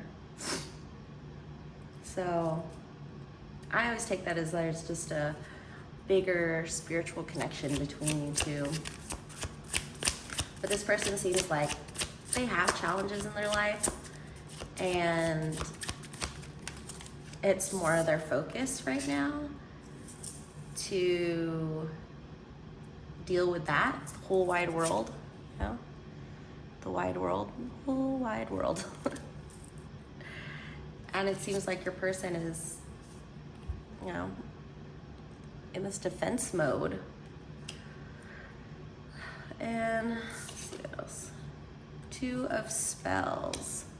So just see, I don't see a lot of like lovey feely cards. Did you even get any cups? Not really. Your person is just focused on their quest, the Holy Grail. And as the person who's you want to be the Holy Grail, right? But that's a condition, and we're working on unconditional love here. If you have a spiritual connection, and that means not being like, oh, why aren't they focused on me? That means that you have to focus on yourself, basically, because your person is not in the romance mood. They're going through big changes, is what I'm seeing. And I really feel this energy. This is where they're at. So I'm gonna read that to you. The suspension.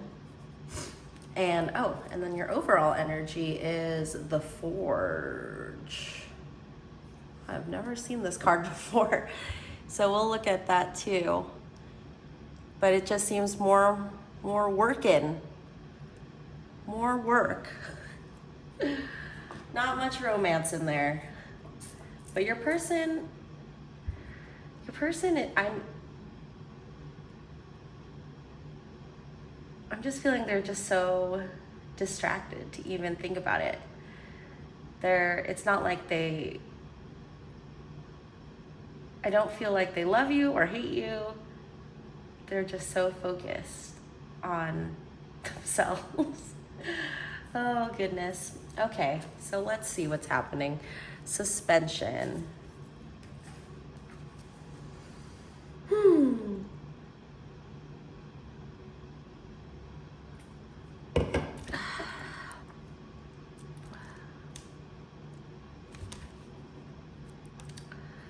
I forgot what number it was. 12.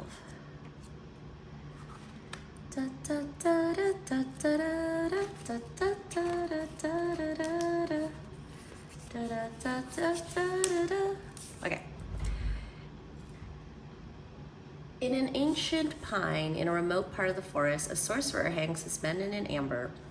Though his body is caught in stasis, he is alive, and his consciousness roams freely through many worlds. In his presence, the sorcerer foresaw that deeper wisdom would be needed if he was to help the world in hard times to come. The normal passage of time was too swift for him to learn all he wished to learn, so he created a pocket of timelessness in the heart of the pine and stepped into it of his own volition. As the enchanted sap flowed warmly around his mortal form, the sorcerer felt himself rotating, released from gravity's grip. When the amber had solidified, the sorcerer was head downward like an infant in the womb. In the proper time, he will release himself from the chamber of deepening and emerge reborn. Suspension signifies a time of surrender to a higher purpose. There are times for action, and there are times when it's best to stay still and deepen in wisdom. Your soul is ready for its next stage of growth. This may involve sacrifice of worldly ambitions or well-laid plans. Meeting at a glance. Initiation, a new point of view, surrender, mystical messages, a retreat from daily life, heeding an inner call. A closer look. The dragonfly is a symbol of change and self-realization. The presence of a dragonfly in the sorcerer's amber cocoon is an affirmation that he is on the right track in his pursuit of wisdom. So I think this card is also a advice for you. So since your person is up in suspension and on their magical quest, that means you need to get out of your princess trapped in a tower waiting for this knight, because he's not coming for you. And the more you try to follow him or them, the knight, I'm just like all about this knight and princess imagery for you guys. And it reminds me of in my best friend's wedding, Julia Roberts is following her best friend. Well, okay, so Julia Roberts kisses the guy that's gonna get married, and then his fiance sees them, Cameron Diaz, and Cameron Diaz starts running. The dude, oh my gosh, why did that move? The dude starts running after Cameron Diaz, and then of course, Julia Roberts runs after the dude. Why did you move? Okay, hold on a second, guys. Okay, anyway, so dude's running after Cameron Diaz. Julia Roberts is running after the dude. And so it's like this big chase thing. She steals a truck to follow the dude, and then she calls up her other best friend. And he's chasing her, you're chasing him, but who's chasing you is that's what's popping up for me. So stop chasing, because the person's just gonna keep running because they're not focused on you right now. And that doesn't mean they don't love you. It just means that you need to find your own quest as well. So let's see what the forge is. Everything is just moving around. Okay. The forge number 14. Okay.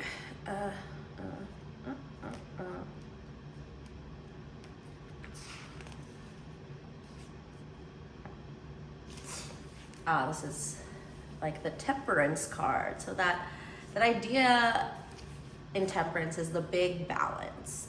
Like, I feel like the Two of Pentacles is like the little balance, where you're like balancing little things. Oh my gosh, I keep forgetting. This rolly chair feels like a haunted rolly chair, like he's moving backwards. Or there's a slant in this room. I'm not really sure. Temperance is the big balance, where you're balancing big things in your life. So let me read about this first. Since we are reading, we're all about reading here at Reading Rainbows. In a wide clearing stands an ancient forge where magical swords are made. Dwarves have been dedicated to this task for as long as dwarf memory goes back. And that is a very long time indeed. All the elements are needed to summon the soul of a sword. Earth, fire, air, water, the raw materials from the earth are activated and transformed by fire, which is kept alive by air. The fiery metals are cooled by pure water from a nearby spring. The process tempers the blades and strengthens them. The swords are worked and shaped upon the anvil, then heated again and cooled again. When these master craftsmen are satisfied with each blade's balance and strength, the gleaming swords in their hilts are finished with jewels and mystic runes. This is the dwarves' vocation in the highest sense, a spiritual and magical task as well as a practical one. The forge represents the blending of elements to achieve balance. Time spent in fire must be balanced by time in water, metaphorically speaking. The blade is stressed by the flames, then blessed by the living water. Combining stressing and blessing results in strength. Meaning at a glance: balance, temperance, moderation, alchemy, elemental harmony, strength that comes from enduring suffering. A closer look, the swirling magic around the dwarves contains tiny symbols for the elements. So the general energy is find your own path. What are you forging?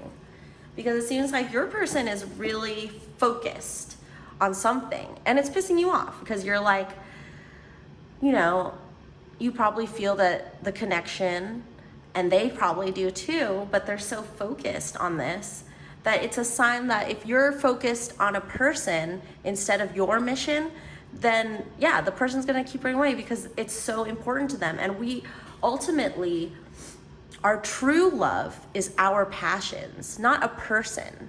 A person can't be your passion. That's just codependency or obsession. So you've got to forge ahead. That's what the general energy is. Forge ahead.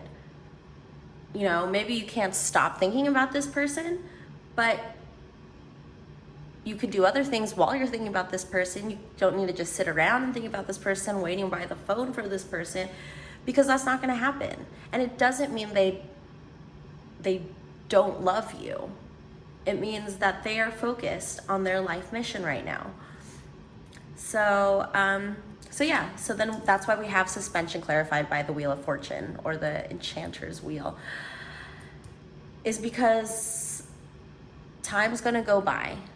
You have to figure out what you need to do for yourself and stop obsessing about this person, because that's gonna push them away and is pushing them away. So, and it demeans your self-worth when you're focused on someone and frustrated with someone for not giving you the attention you want. Again, that's a condition. I want attention. That will mean that you love me if you're giving me attention. And that's not how love works. That's just a give and take. It's kind of that like toddler mentality where you're like, I want. And that's not a balanced relationship. You can keep wanting, and then all you're gonna be actually in love with is your wants, not the person, is what I'm getting. So the black shuck is death, clarified by the Keeper of Spells, which is the King of Wands. So there's a fiery element, and what I'm seeing again is this is your person really going through a transformation and really going through the, whatchamacallit, Oh my gosh, I had a brain fart. I've been doing this with the drinking. It's just like I lose my train of thought because of these drinks, so I don't know how many tipsy readings I can do after this. But you gotta embody that king masculine power as well. Masculine power is about action, focusing on the self, and growing in that way, because we have both energies, masculine and feminine, and you can be in one modality, but you're not balanced. It's like being on a ship that's not balanced. You're gonna sink. So yeah, this person is transforming, but this is an opportunity for you to transform as well. And that, especially if you're in a twin flame relationship, the more you let go, the more that will come in. It's just if you don't let go, you're blocking yourself. So we also got an extra card over here of the 5 of Visions. I'll read that to you.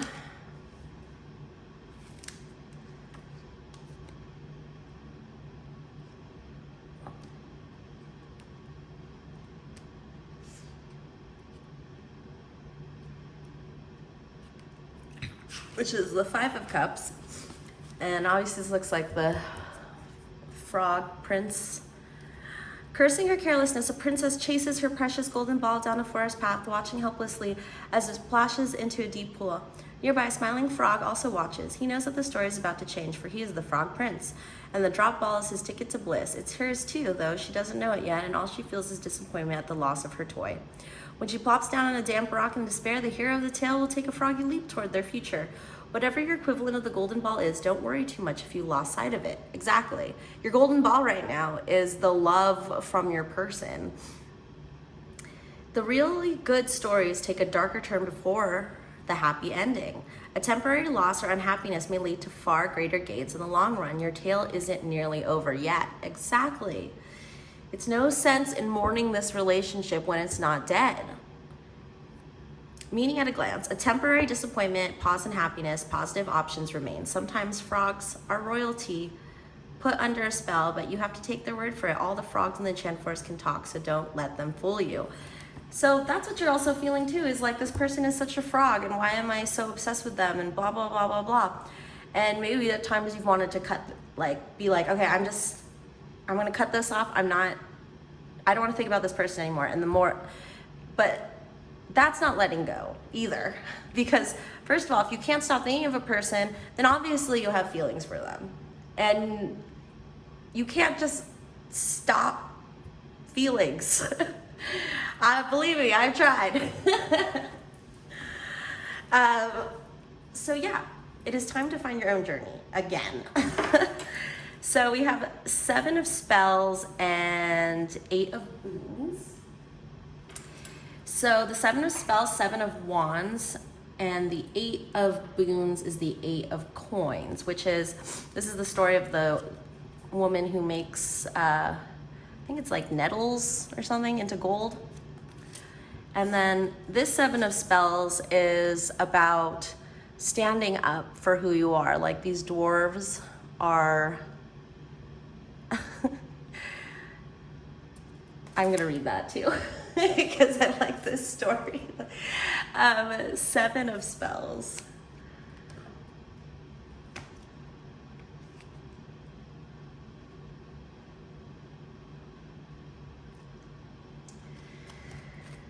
Okay. Our friend the young wyvern is growing fast. The wyvern is the dragon. No longer a hatchling, he's able to go out at night by himself. And tonight he's been ambushed by a mob of torch-wielding gnomes. Gnomes are earth elements, which means they can get a bit stuck in their ways and in their attitudes. Things that are unfamiliar or different seem threatening to them. The gnomes want to upset the wyvern and frighten it into leaving their forest. The wyvern is in a position of advantage above the gnomes, but he can't easily flee. He isn't breathing fire at the moment, but he could and he might. The situation does not bode well. The gnomes represent lesser forces that may be rallied against you. Don't stoop to their level and do not return fire. There's a good chance that their ideas are misinformed.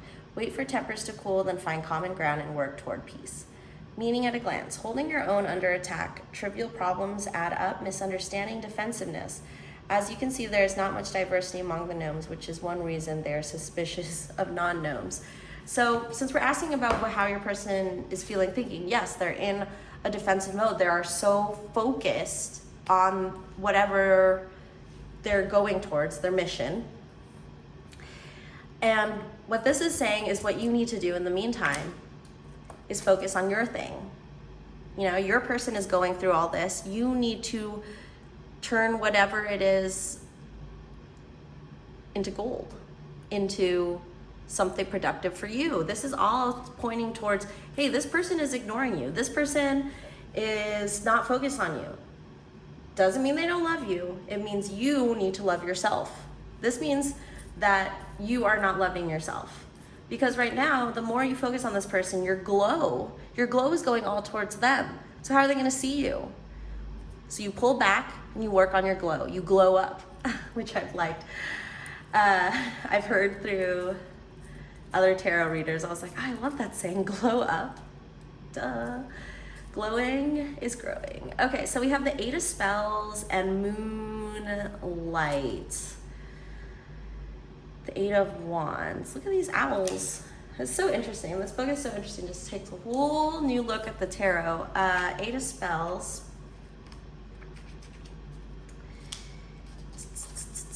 A parliament of owls incoming. That's cute. Zooming through the forest with sureness of purpose, they carry messages of magical portent.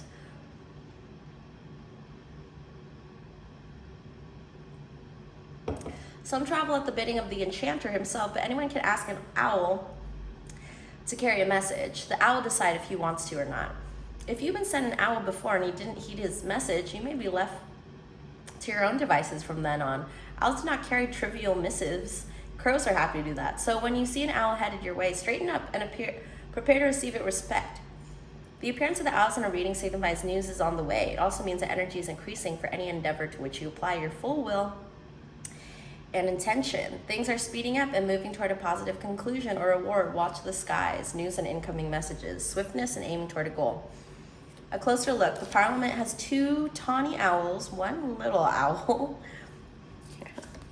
Good look it up. The Parliament has 2 tawny owls, 1 little owl, 1 short-eared owl, and 2 barn owls. The formal name for the short-eared owl is Oceophlamius, which is also how you summon an owl. Okay, so owls can be significant to you, or bunnies.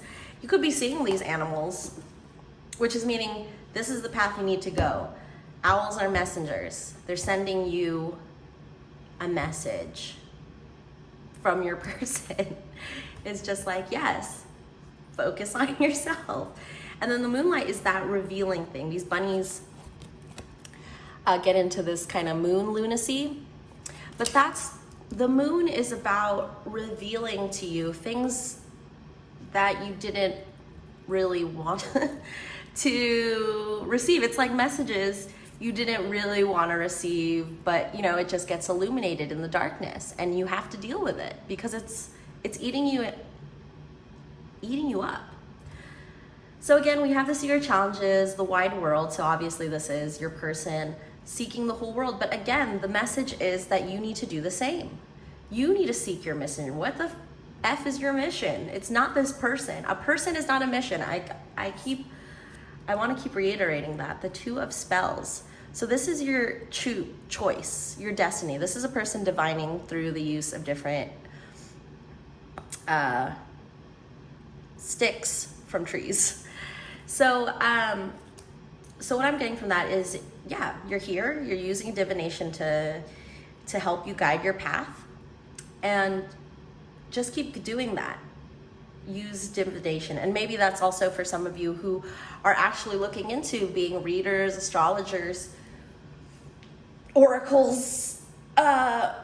Maybe that's your focus, because maybe also that energy that you have of not, because you're kind of suspended too, but not in like, you don't have, you're suspended, but you don't have like a purpose in your suspension. You just feel blocked. Like this magician who's purposely suspended himself to gain wisdom, you need a purpose of your suspension, not just this person is ghosting me, ignoring me, blocking me, whatever. I'm just gonna focus on that till it's unblocked. And that's gonna just create more blockage. It's like a damming up a river. So let's get, let's see what your fairy tale guide is. What's fairy tale story is gonna be guiding you.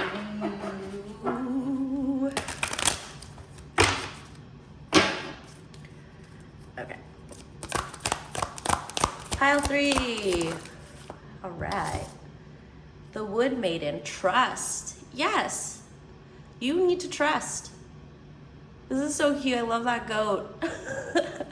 That's so great. And I just, since we're in Dallas, in Texas, I went to Goatman's Bridge. And so that's cool. I don't know what, oh, wait, oh, I thought that was the same girl. It's a different girl. They just both have red hair. Okay, so the Wood Maiden, little smig.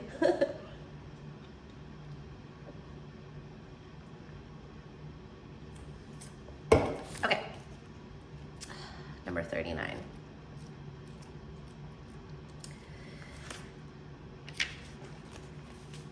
The maiden smiled at her and said in a sweet voice, "Batushka, do you like to dance?" Her manner was so gracious that Batushka no longer felt afraid and answered, "Oh, I could dance all day long." A tale of a little girl living alone with her mother in a tumble-down cottage and 2 little goats. The little girl, despite their circumstances,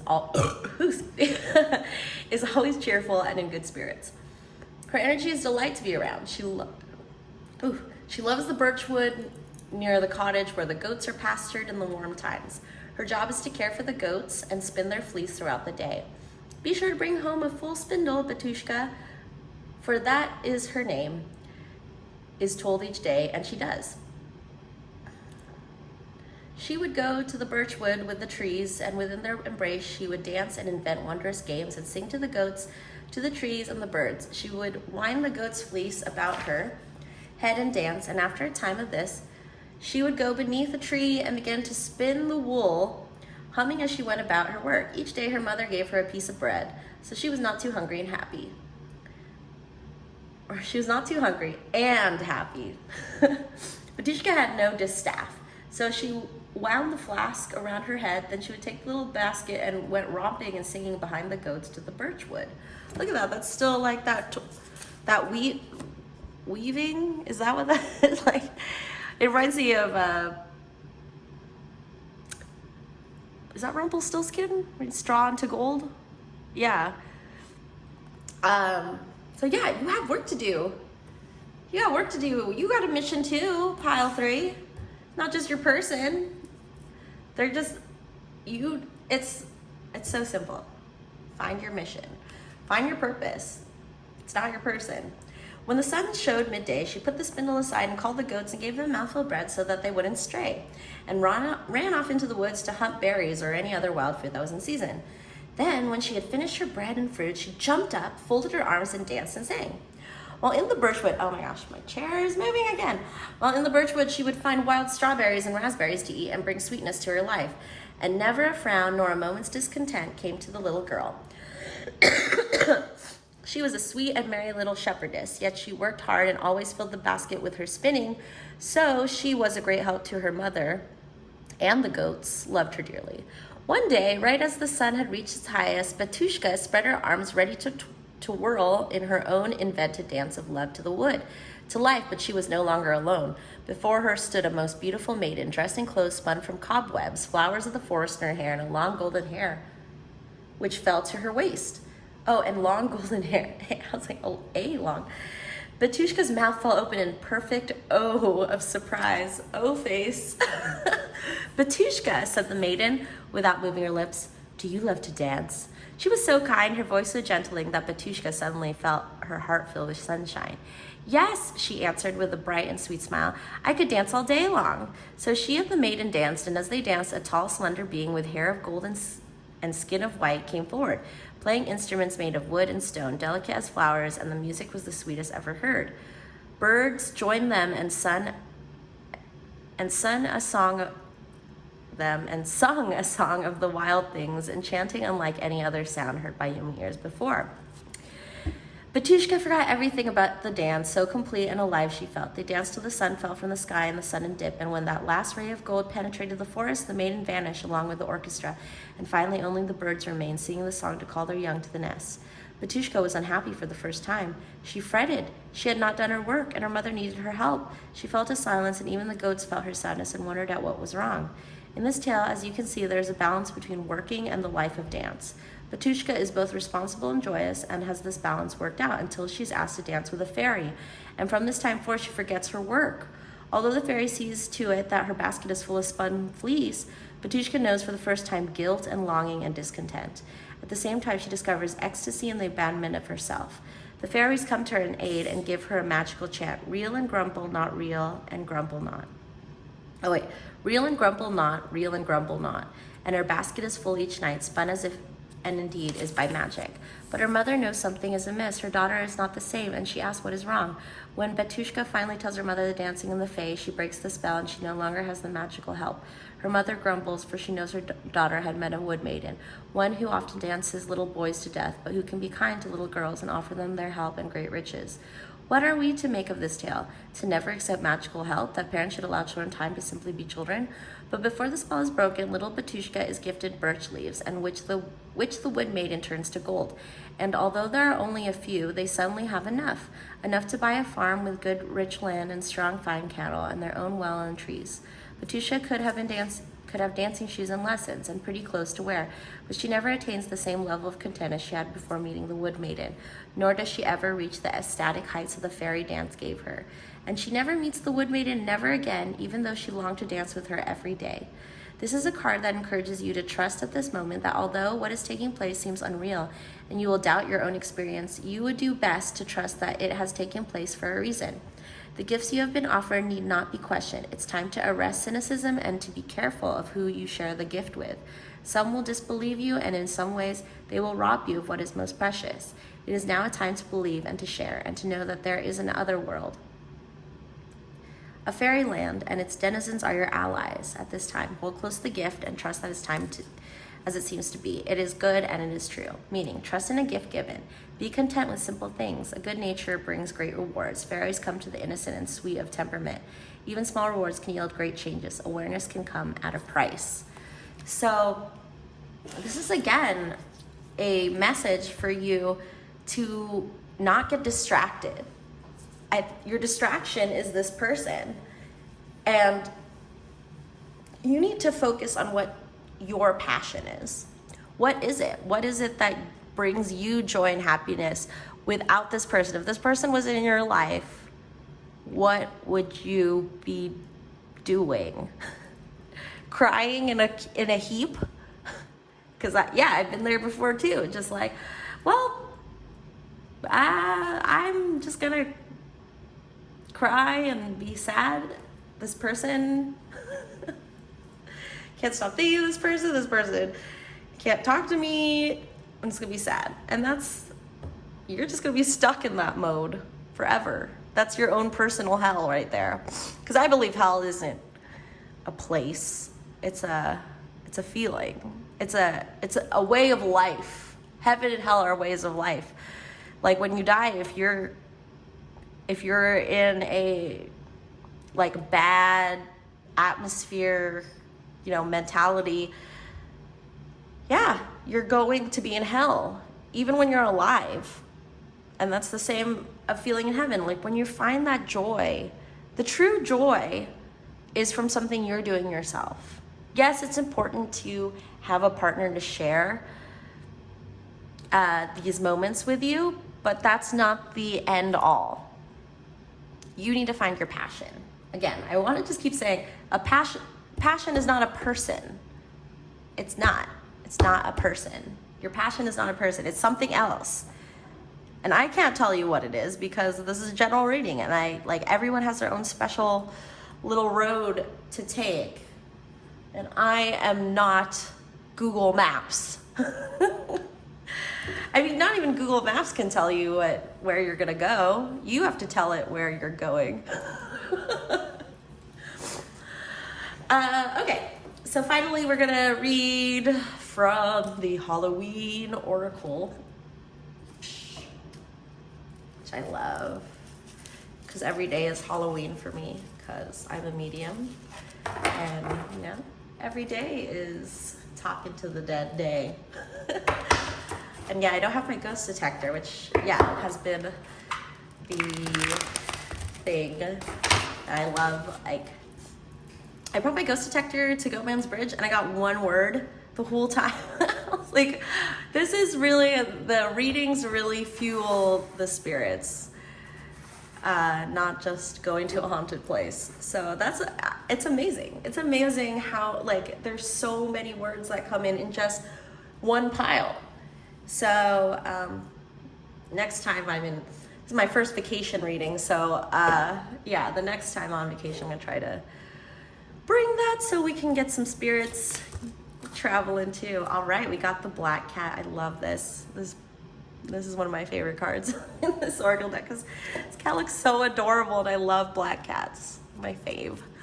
Black Cat, fortune meets opportunity. Sounds good. Where did my book go? Oh, it's right there. Okay. Okay. Sleek and black and lantern-eyed, cross your path with a hiss. Good luck and fortune sweep by with a kiss. So it seems like there is good things coming to you, because look, good things came to the Wood Maiden, even though she had to grow up and learn about, you know, life isn't all happiness. There is, oh, I forgot this is the word for you, trust. That's what it is. That is why you're so unsure of yourself, is you don't have any trust. You just need to trust. And who do you need to trust? You. Yourself. That is the first person you need to trust. If you don't trust yourself, how are you going to ever trust anyone else? So in traditional folklore, cats were said to have one foot in this world, and one in the next. They were the conduit between the underworld and this world, and fortune and opportunity. In the times of Inquisition, the Middle Ages, cats were hunted because they were said to be allies of evil entities such as devils and witches. Black cats, black being associated with the darker aspect of the supernatural, were especially singled out. Historians believe this unprecedented killing of the cats in the name of eradicating evil led to an unchecked increase in the rat population, which was responsible for the alarmingly rapid spread of the bubonic plague and the death of millions of people. These days in Germany, for example, a black cat passes one's path indicates impending misfortune. Yet in ancient Britain, they were considered good luck and were even given to brides on their wedding day in Japan. To do this, they are considered very good luck and bringers of fortune. Should the slinky black cat cross your path through the oracle, know that good luck and fortune will be meeting you promptly. Also know that your luck will be even luckier if you're prepared to take advantage of every special opportunity that comes your way. Okay, so yeah, connect with that black cat energy. I haven't looked this up, but usually I tell people if there is a certain animal, look up spiritual meaning. I haven't done it with black cat because I know, generally people think it's bad luck. But I think if you look up black cat spiritual meaning, you'll find more the positive aspects of the black cat. And yeah, it's all about, because of that Inquisition or whatever, it was the plague. Yeah, or no, it created the plague. That's what I like about this tale, is that they killed all the black cats, and then that led to the plague because no one was killing the rats. But black cats used to be good luck. And, it just, people change the meaning. And that's also what I'm getting, is change the meaning of your life. Because right now you're focused on this person, that's your meaning. A person is not a meaning. of your life, that's a lot to put on a person. It's just impossible. It's impossible to just have someone be your purpose. Even when it's like you have a baby and you're like, this baby is my purpose. That creates very possessive parenting. It puts a lot of pressure on the person that you're obsessing about.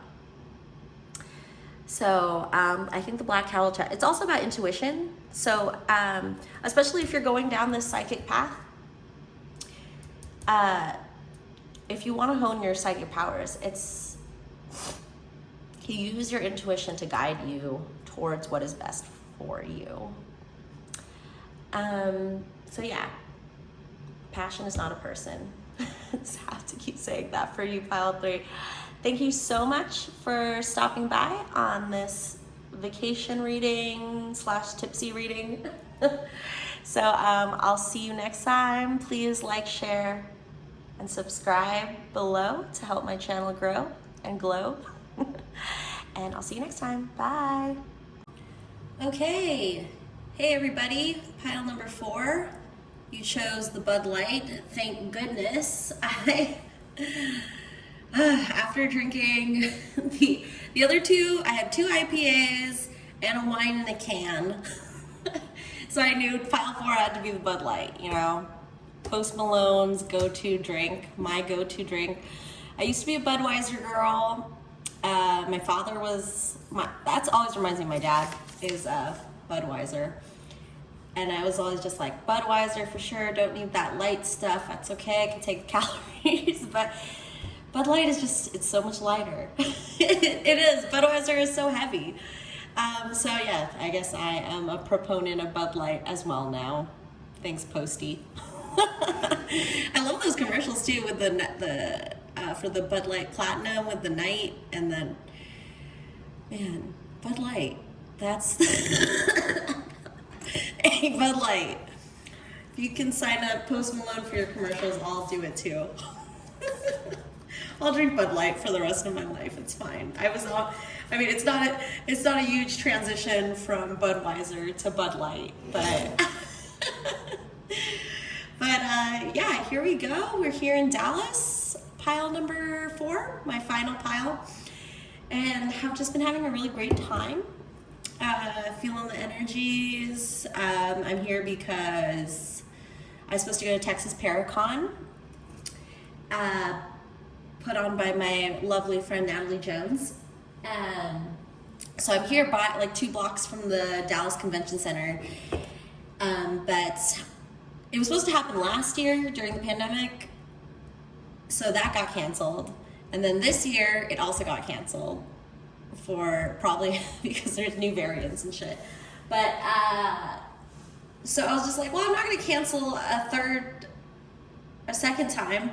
So I'm just gonna come here and do some tarot, feel some spiritual dead people energies, and also give you some insight on what your person is thinking, feeling about you, going through, and advice for you on this love journey.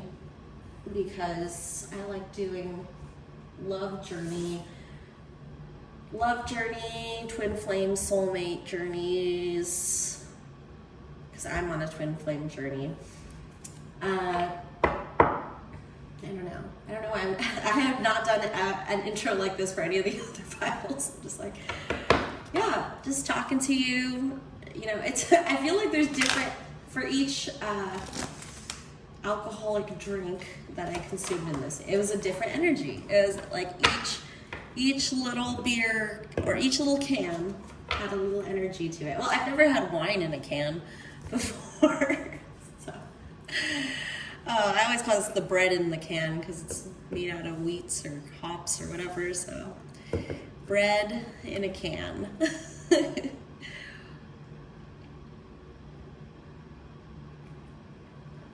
Okay, so pile number 4. We are going to be using the Enchanted Forest / yeah, I was telling, I think pile number 1, that it's the book, because I learned this from Charlotte on Happy Twins YouTube channel, that it's the book is the Enchanted Forest, but the box says Forest of Enchantment. So I also had like I'm an avid YouTube tarot pick a card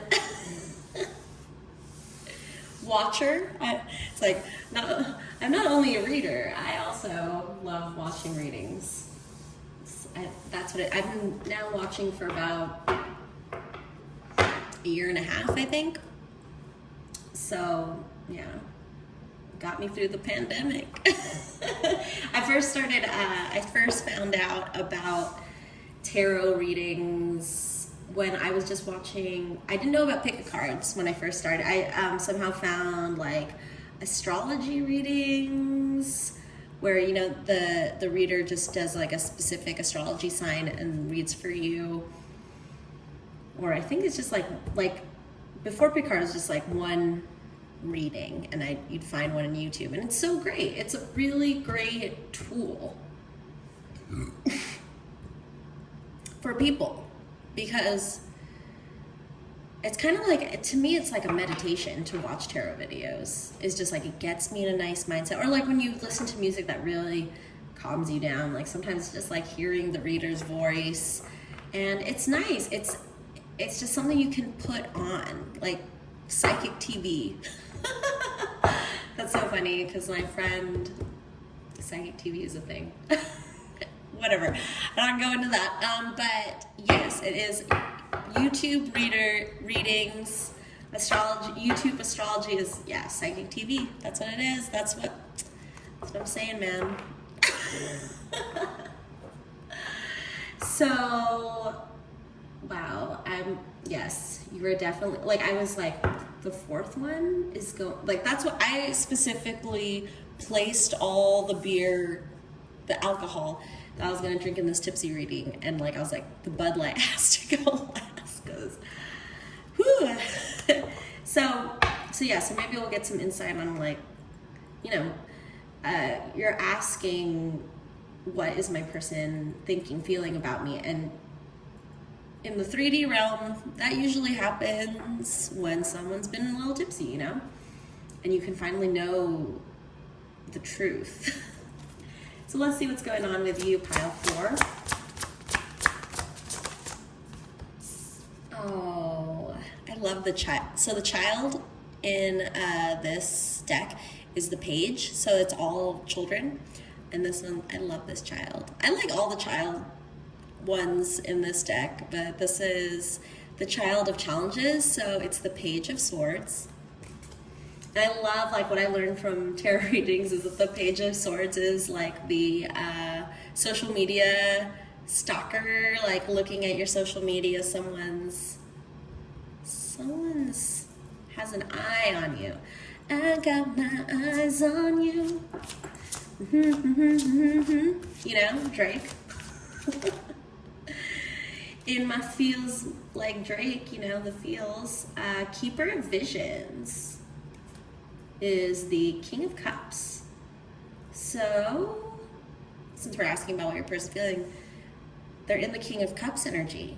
They have a cup of love. That's what I like to think. What's inside these cups is love juice. But then, as I like,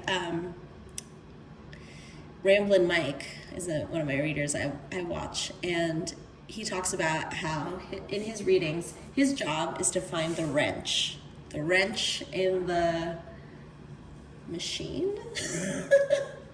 But you know, the wrench is like the red flag, like, okay, everything's going good, this person is like, has their eye on you, they got a couple of, but what is this? This is the liar, the devil.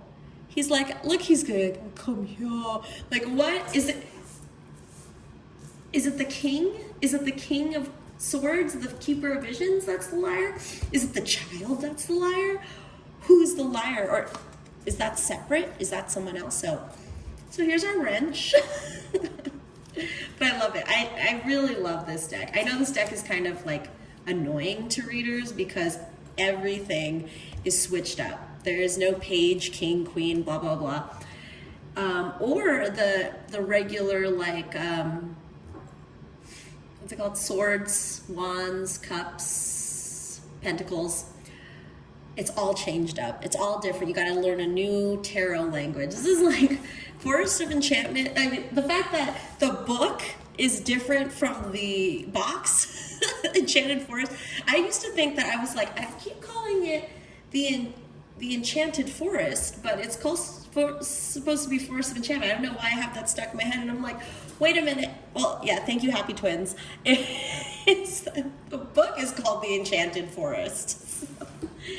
God, it's so funny that I didn't even notice that till she mentioned that. And I told her I've been watching tarot pick a cards for like a year, and like, you know, because each pick a card, you know, the tarot reader's going to say something different each time. And yeah, she finally explained the difference, and I had not known. I had this deck for, this is one of my early, this is actually the first tarot deck I ever bought. My other two tarot decks were both gifts to me. And my first tarot deck I got when I was 13, and it was one of those, like, these tiny books they would have, like, you know, at Borders or Barnes and Nobles back in the day when we had major bookstores. It was like a little pocket size, so the book was a tiny pocket size tarot book thing. God, I really want to find this deck. I think I found it, and then I forgot to, like, put a note there, like the actual size one, but it was a mini version. So all the little, so it came in like a box thing, and then all the little tarot cards were like this big, like half an inch. No, maybe an inch, you know, an inch tarot cards. And you know, they had perforated, so it was all like perforated, and then you have to cut out, and I was 13, so it was kind of cool. And then you keep these teeny tiny, and it stacks up because, you know, there's like 72 cards or whatever in teeny tiny 1-inch cards. And I would carry that around in a sandwich bag. My mom didn't get those Ziplocs, you know, just the ones that like flip over. And and then I just had these teeny tiny cards, and I would just kind of like pick them like out of the little sandwich bag, and that's how I would read at 13. But yeah, for years, I actually haven't been reading. I've never read for other people until, I mean, I've read for friends and family, I guess, but mainly, like, I thought my purpose in life was to read for myself, like, because it was so, like, I know some readers who like just can't like read for themselves, like that's just not a thing, like they need someone else to read for them. But for me, I thought it was just like, because it was so accurate, like it was really helping me guide my life. It was a really great tool. And so I just, for years, like, you know, since I was 13, just like used tarot for myself.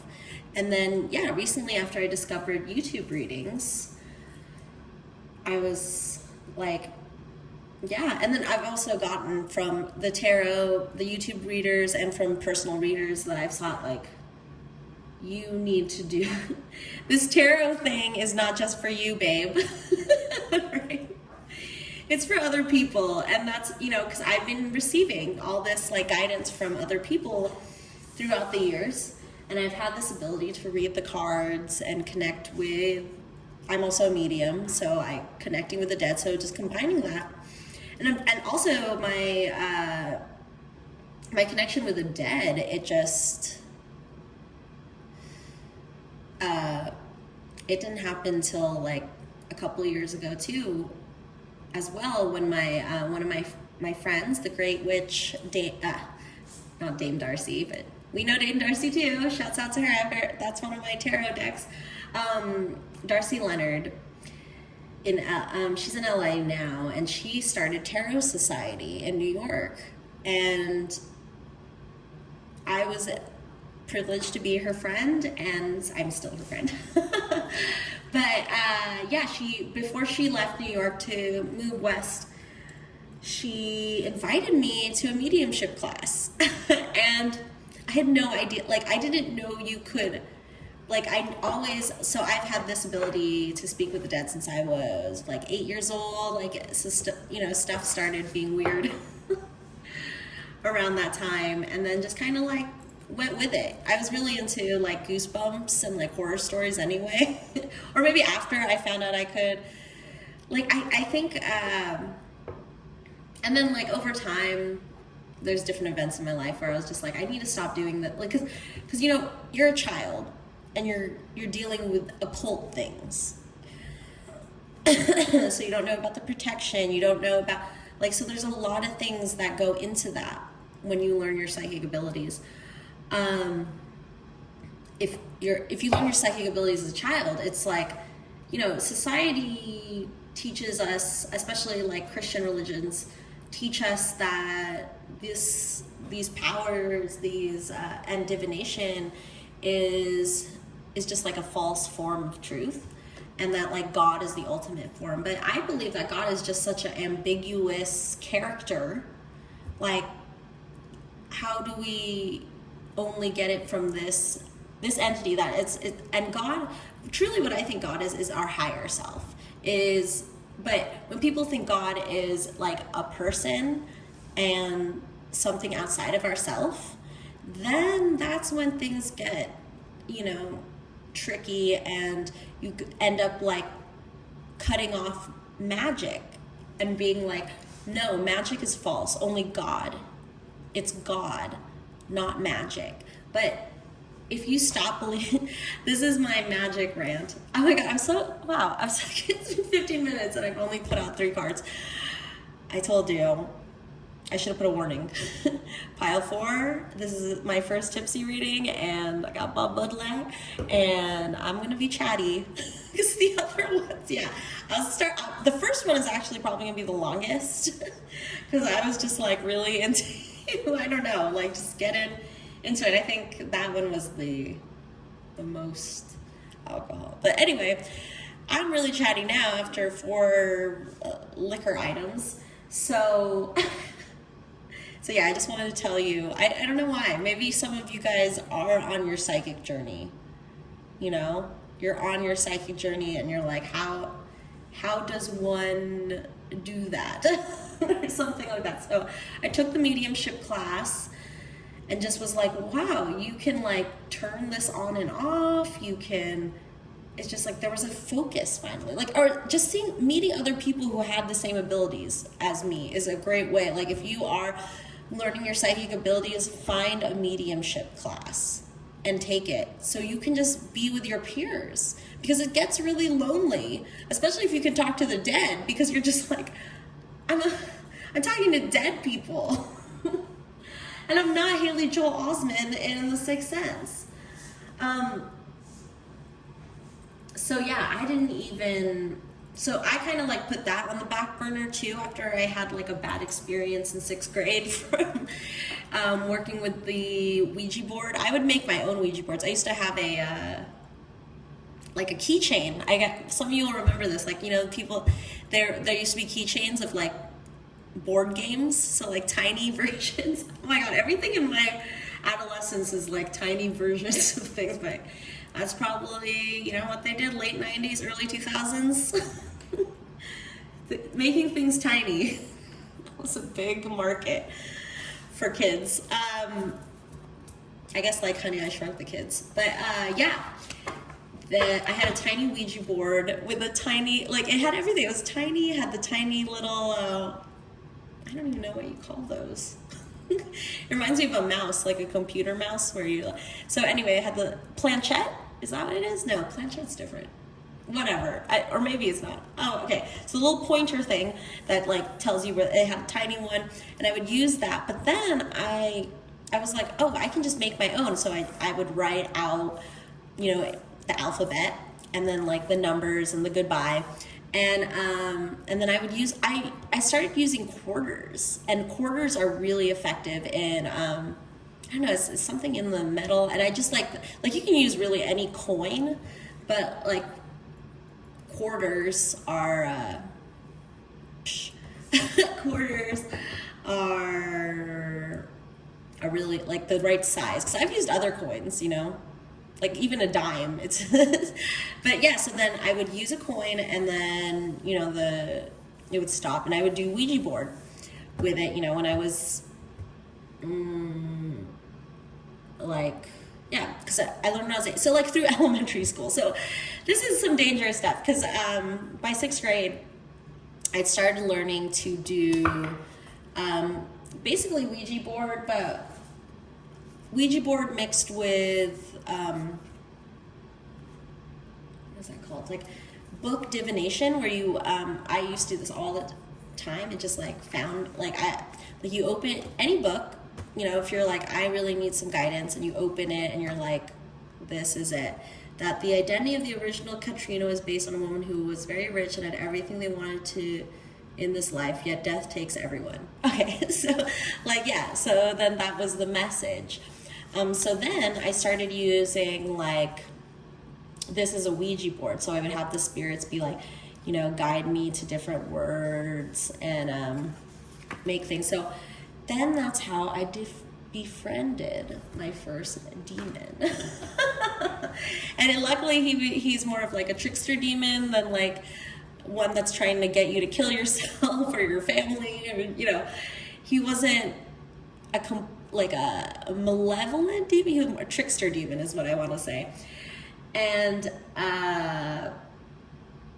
so yeah, so and his name was Pisces. That's funny, because this is the fish and Resia Pisces. Wow, so actually this is kind of correlating with this, because he reminded me of this liar and trickster character. So maybe this is your person, and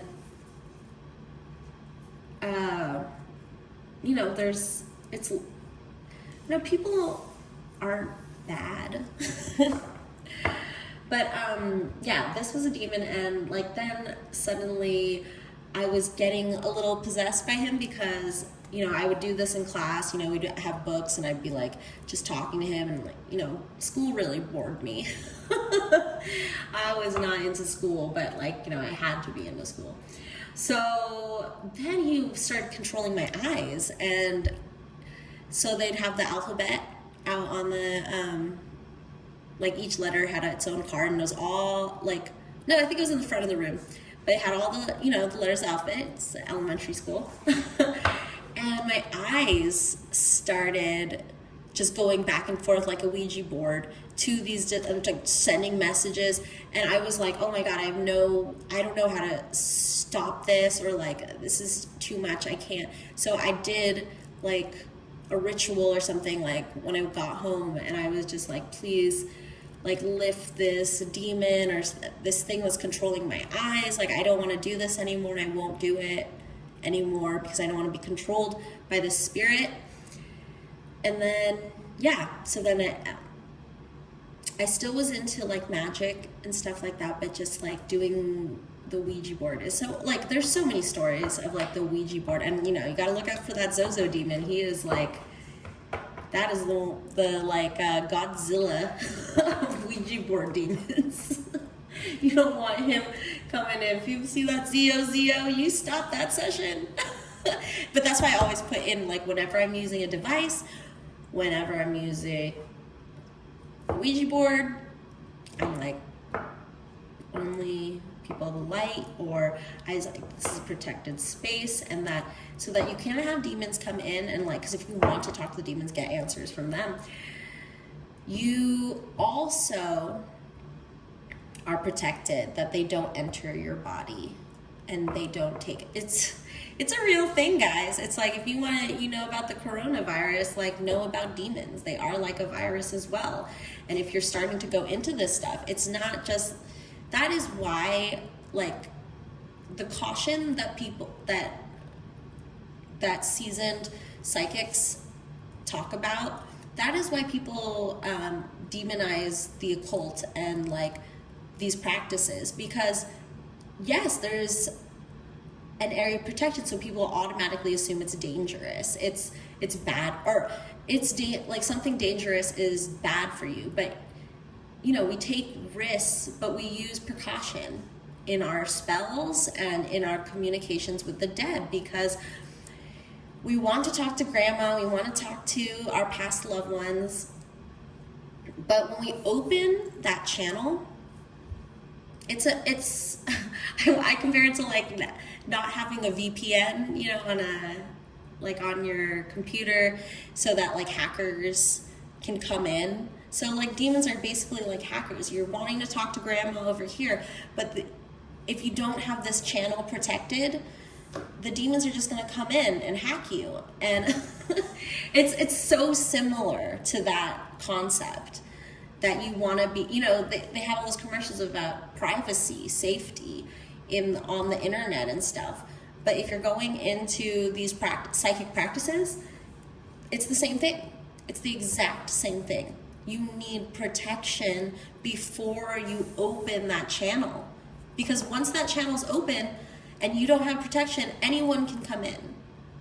And it will be harder to talk to grandma or the person you're trying to talk to who has passed, because there's all this interference. You know, it's like kind of having like pop-ups, like you're trying to go to something, going to a website, and it's like, you know, if you don't have that antivirus, anti-pop-up software, it's just gonna pop up and you're not even gonna get to the thing you're trying to communicate with, right? The person you're trying to communicate with.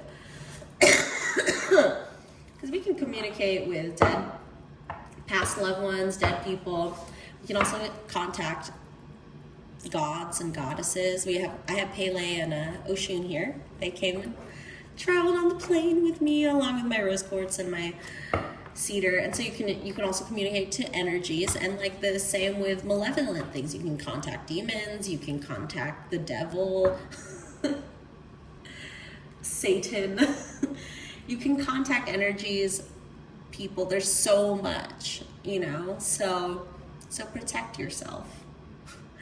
Wow, so that was a really long rant. So let's see what else is going on here. Okay, so we have the Liar, and then we have the Weaver of Visions, so the Queen of Cups. OMG. Mismatch, match it up. Keeper of Visions, Weaver of Visions. This person has their eye on you. And it's funny because the Liar, the Devil card is in the middle, because I'm going to do 11 card spread. And so I'm going to do one more card. Oh my gosh.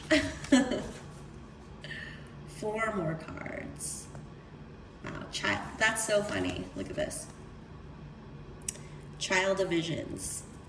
It's like daddy, mommy, baby.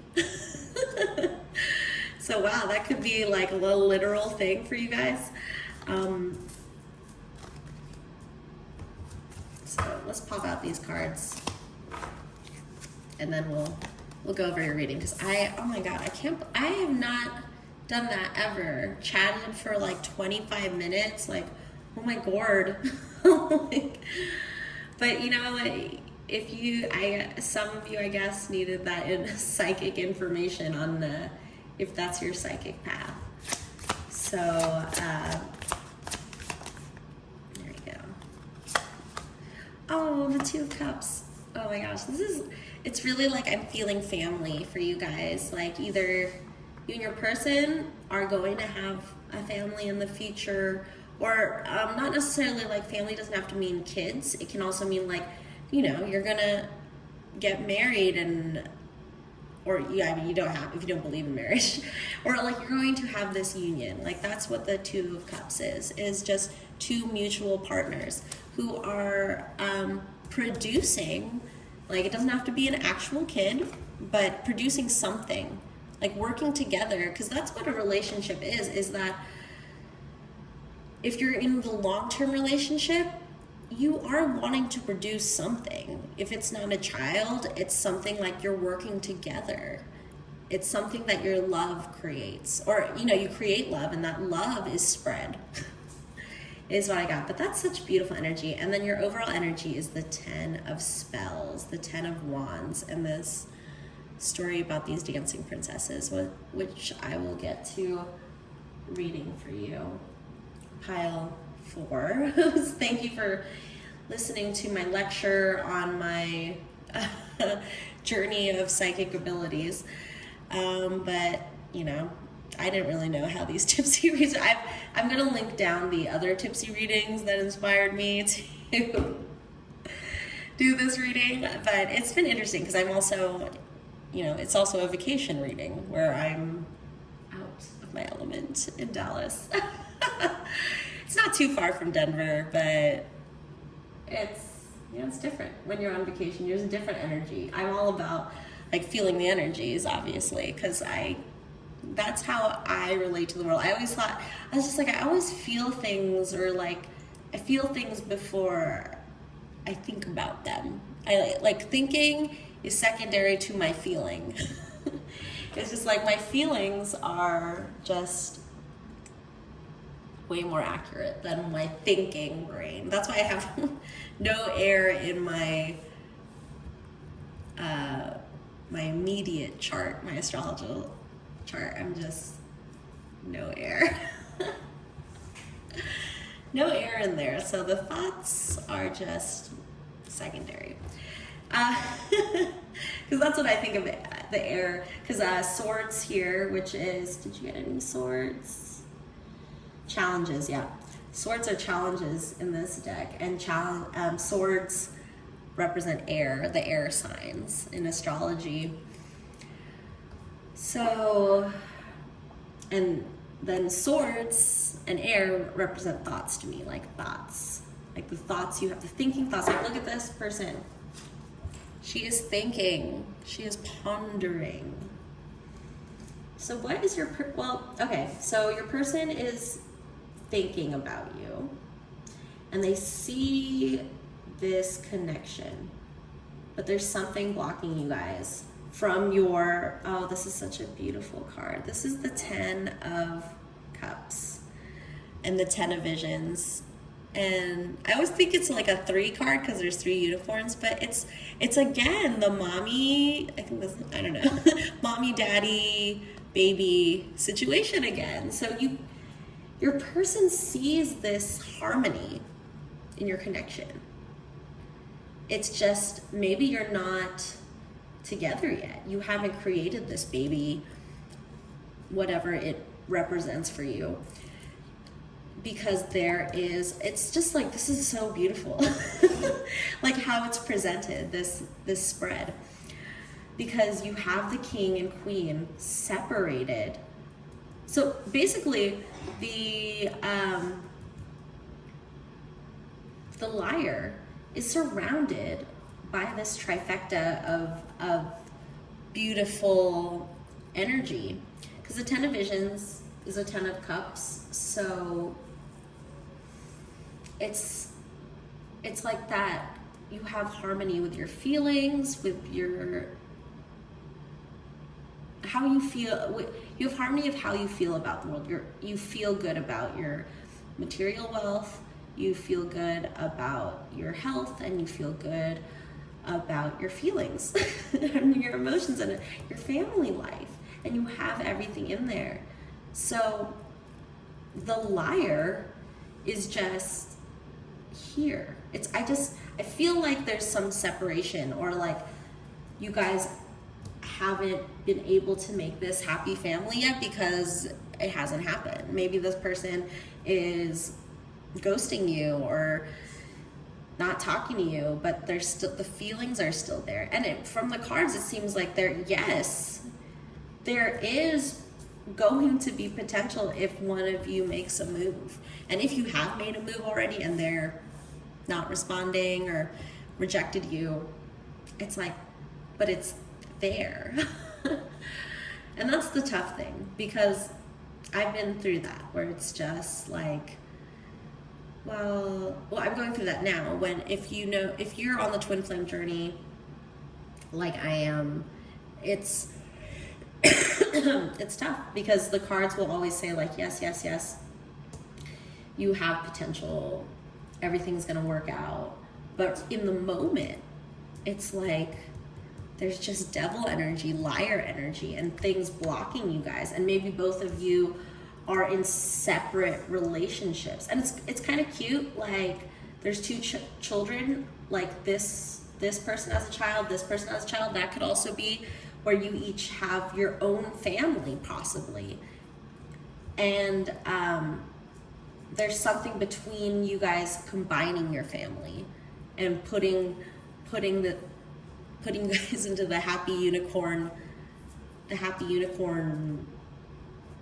don't know what I was gonna say, the happy cute unicorn life that you want. Because look at this. Then what's clarifying this queen energy and this king energy are lunacy. In this deck, it's these bunnies that are like, I guess rabbits go into their like full moon thing where they just like a deer in the headlights, and they're just like, whoa. And that's kind of what the moon card is about, is just being like, okay, I've been in the dark about this, and I wanted to keep this in the dark, but oops, the moon is full, and now everything I wanted to hide is just revealed all of a sudden. So that's what I see your person going through. But you are mirroring them as well, because they have this lunacy and this like reveal that's like shocking them. And what's happening to you? You're dealing with a giant. A giant that's a tree, people. This is a giant. He is like uprooting your life. So there's either a person or a situation that feels like a giant block, a giant block to whatever this harmony you're seeking with this person. Because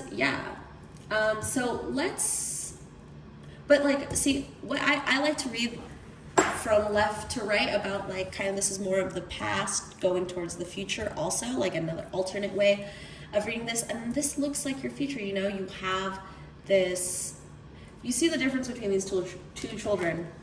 The child at the beginning is like thinking, pondering, kind of lost, like, oh, I just got lost, I gotta figure this out. And this child's just like, oh, whatever, I'm in the forest, I don't care if I'm lost, I don't even notice I'm lost because I'm just enjoying life. So this is a progression. There is a progression that's gonna happen here. But we are dealing with these wrenches right now. Because also, look at this. This is the two opposite cards as well. The card at the beginning is this is a wyvern, they call it in the set. I was like, they even have dragons that are, instead of calling it a dragon, it's a wyvern, because everything in this deck it's tarot, but they just changed up every single thing. I mean, the meaning is still there, the similar meanings, but everything's called something different. It's not just swords and wands and cups and pentacles, it's all different. So this is the Seven of Spells, which is the Seven of Wands, and it's about this wyvern, this dragon, is now a teenage dragon, and these elves, they're not elves, they're dwarves. These dwarves are angry at him for being different, for thinking differently. So this is representing about like you're defending your own beliefs against people who are just so judgmental.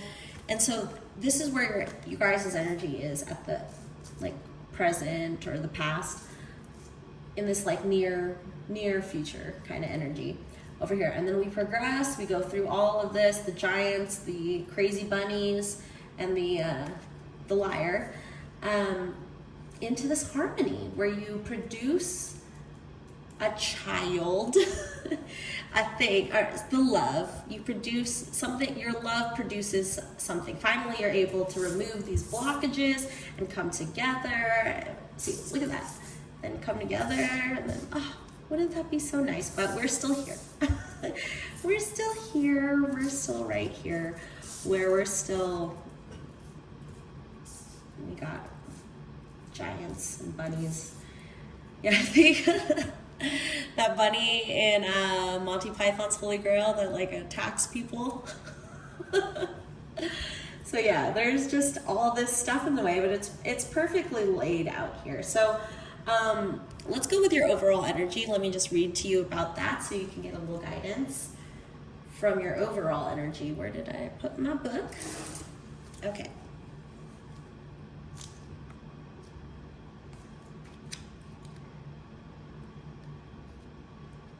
Okay, let me wet my whistle.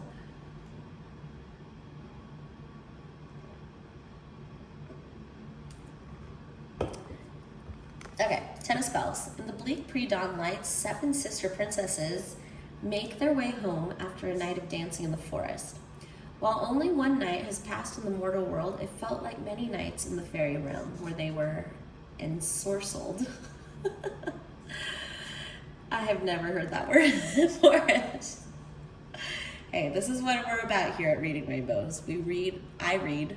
I always like saying we because I'm working with the spirits, so I just, we're a collective. I'm ShandrahFaith, but this is Reading Rainbows, where we, the collective energies of me, talk about it. But ensorcelled, that is our word of the reading.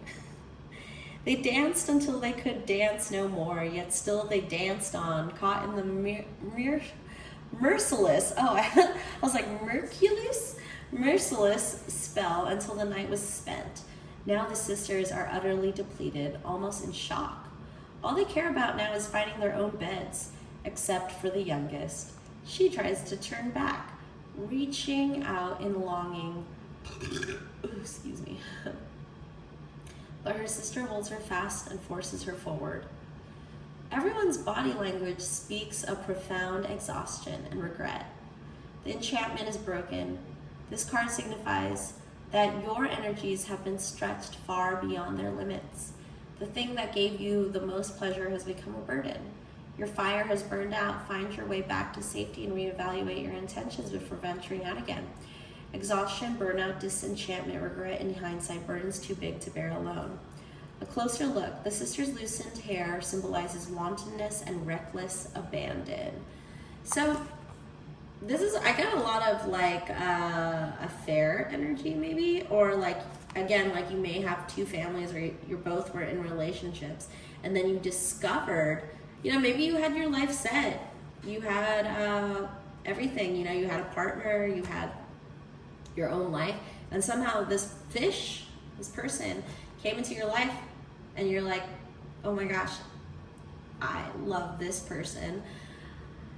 And so because we're asking about what is your person thinking, feeling about you, and you're mirroring each other just like a fish. She's actually like I want to say transformer. A transformer, and she's someone who can transform into a fish. I think that's what the story behind the Weaver of Visions is. And it's like, you guys, like I think this could be recognition of a twin flame journey that you might be on if you don't know what that is yet. But in the twin flame journey, you are mirroring each other. So it could be like you're mirroring each other exactly. Like you're both in a relationship, you both have kids, you both have separate lives. But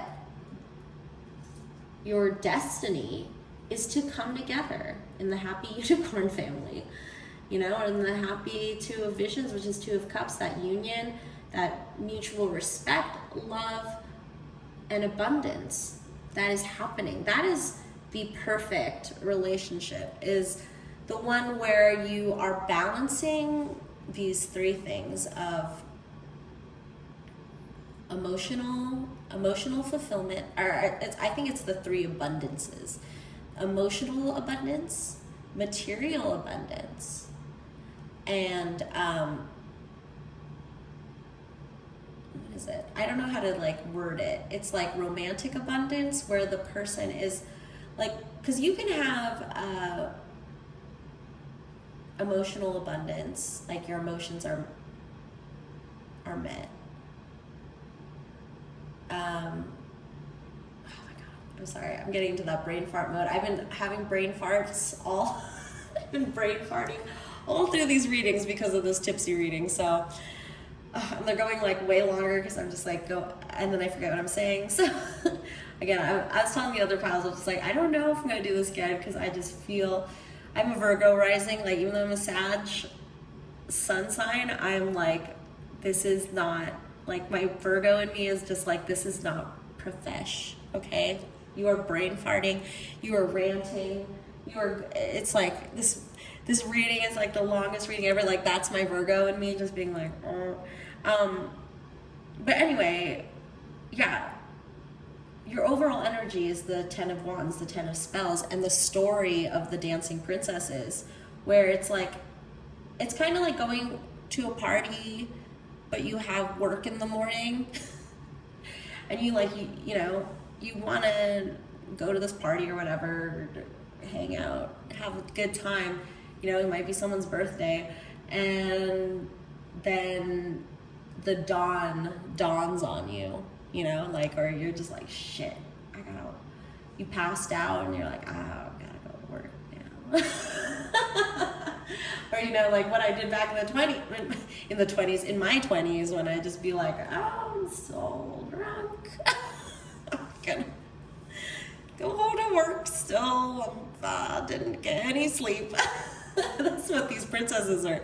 This is what's happening to these princesses. So this is where you guys are at. This is where your person is at. So like in this reading, their thoughts and feelings are exactly mirroring your, so I'm reading about their thoughts and feelings about you, but they're also the same. They're also your thoughts and feelings, basically. That's how connected you two are. And it's just like, I really want you guys to, but that's what it is. You need to work out these issues with you, okay? This could also mean like their mental health. This is like, this person needs to understand their mental health, blah, blah, blah. And you have like just a person or some sort of thing in your way that's really like, whatever this card like represents to you, that is what's in your way. It's a general reading, so you know, something is in your way. But again, it could go either way because you guys are mirroring each other exactly. So you could also be dealing with mental health issues and they're dealing with their own kind of ogre giant situation over here. But you're bound to be together. You want to be together. That's what it is. It's like, you know, I'm not going to tell you like, yes, you're going to be together. It's like, that's what you want. There's nothing set in stone, especially in tarot. It's really hard to figure out a timeline through tarot, like being like, okay, how many days, months, years do I need till I'm going to be with this person? It's like, tarot can't tell you that. They don't know. It's like, time isn't even a factor in the psychic realms. It's like, time? What? 6 months? What does that mean? Like, it's not a concept. Time is not a concept in the other realms. So I know you guys are burned out. I know your person's burned out. You just want your happy ending, but it's not going to happen yet. Like actual fairy tales, they're not immediately happy. They could be like a happy ending at the end, and sometimes there isn't. You know, those grim fairy tales are grim. That's what these are, grim fairy tales. Fairy tales. Like when I talk about a fairy tale ending, when I think about a fairy tale ending, and we're gonna pull a fairy tale card for you guys to have a story that will represent your journey.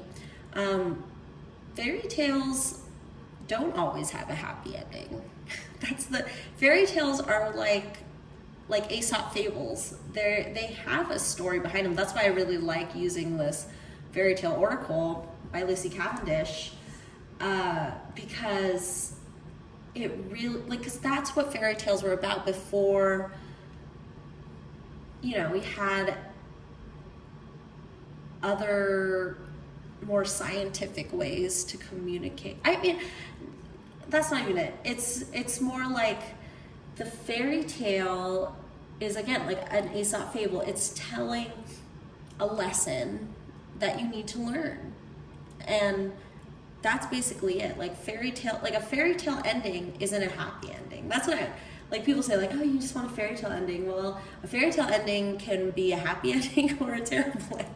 Like for the characters, you know, it's like a movie. A movie can go either way. You can have a happy ending or not. I don't know.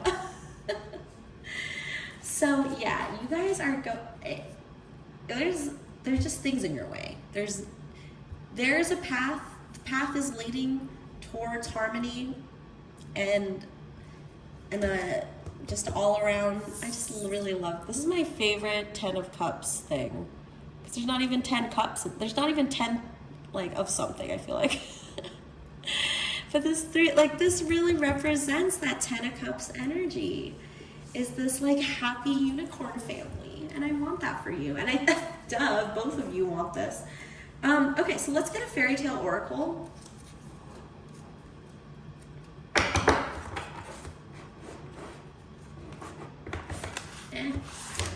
Oh my lord. Okay.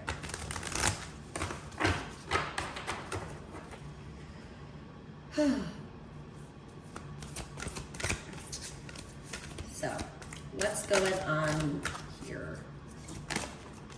Oh my gosh, you're the first pile to get more than one. So we got brother and sister. Oh, we can't even see that. You got I'll put it up. Brother and sister, transformation,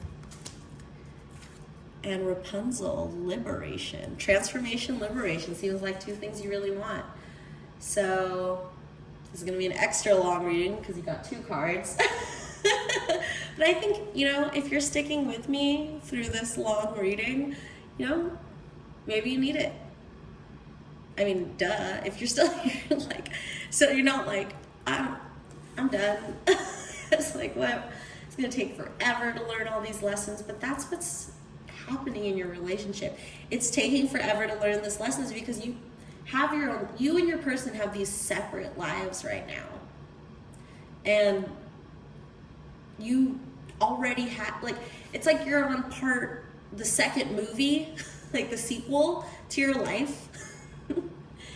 The second part or the second half of your life, where it's like, oh wow, I did this, I have my whole world and my person has my whole world, and we met at what feels like at the wrong time, but it's just a signal. It's just like, now you need to grow out of this life that you created. It's not an end all. When you had this path, the first part of your life, and now this second path kind of like grew out like a branch. But that's okay. That's fine. If you're unhappy, like if you had made the perfect life, you wouldn't be like, I feel like you made the perfect life and then you met this person and then everything was revealed, like this moonlight card where it was like, wow, I'm not happy. And this is what's going through your person as well. It's just like you're separated by this energy or whatever circumstances in your life, and you're both seeing like, wow, we want to be together. We want to have this. We want to be the lovers. This isn't the lovers card, but it's the Two of Cups, which is like so the lovers is like, you know, major arcana, and the Two of Cups is like the littler version of it, the junior. The pre-lovers card, Two of Visions, Two of Cups. It's just like that, you don't even want the lovers card yet. You just even want to be like, I want to be able to be with you, just like meet up with you and not feel like I'm cheating on my person or you're cheating on your person, your other person. I guess because we're reading about your person. But yeah, and then we have this brother and sister energy where it's like you have this deep connection to each other to transform and to liberate. You are each other's transformation and liberation, which is so, so beautiful. So let's go with, let's start with the brother and sister transformation.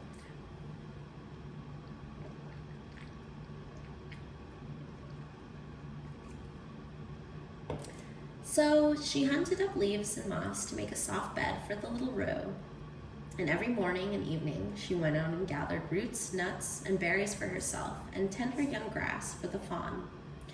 And he fed from her hand and played around her, and seemed quite happy. In the evening, when sister was tired, she said her prayers and then laid her head on the fawn's back and fell sound asleep with it as a pillow.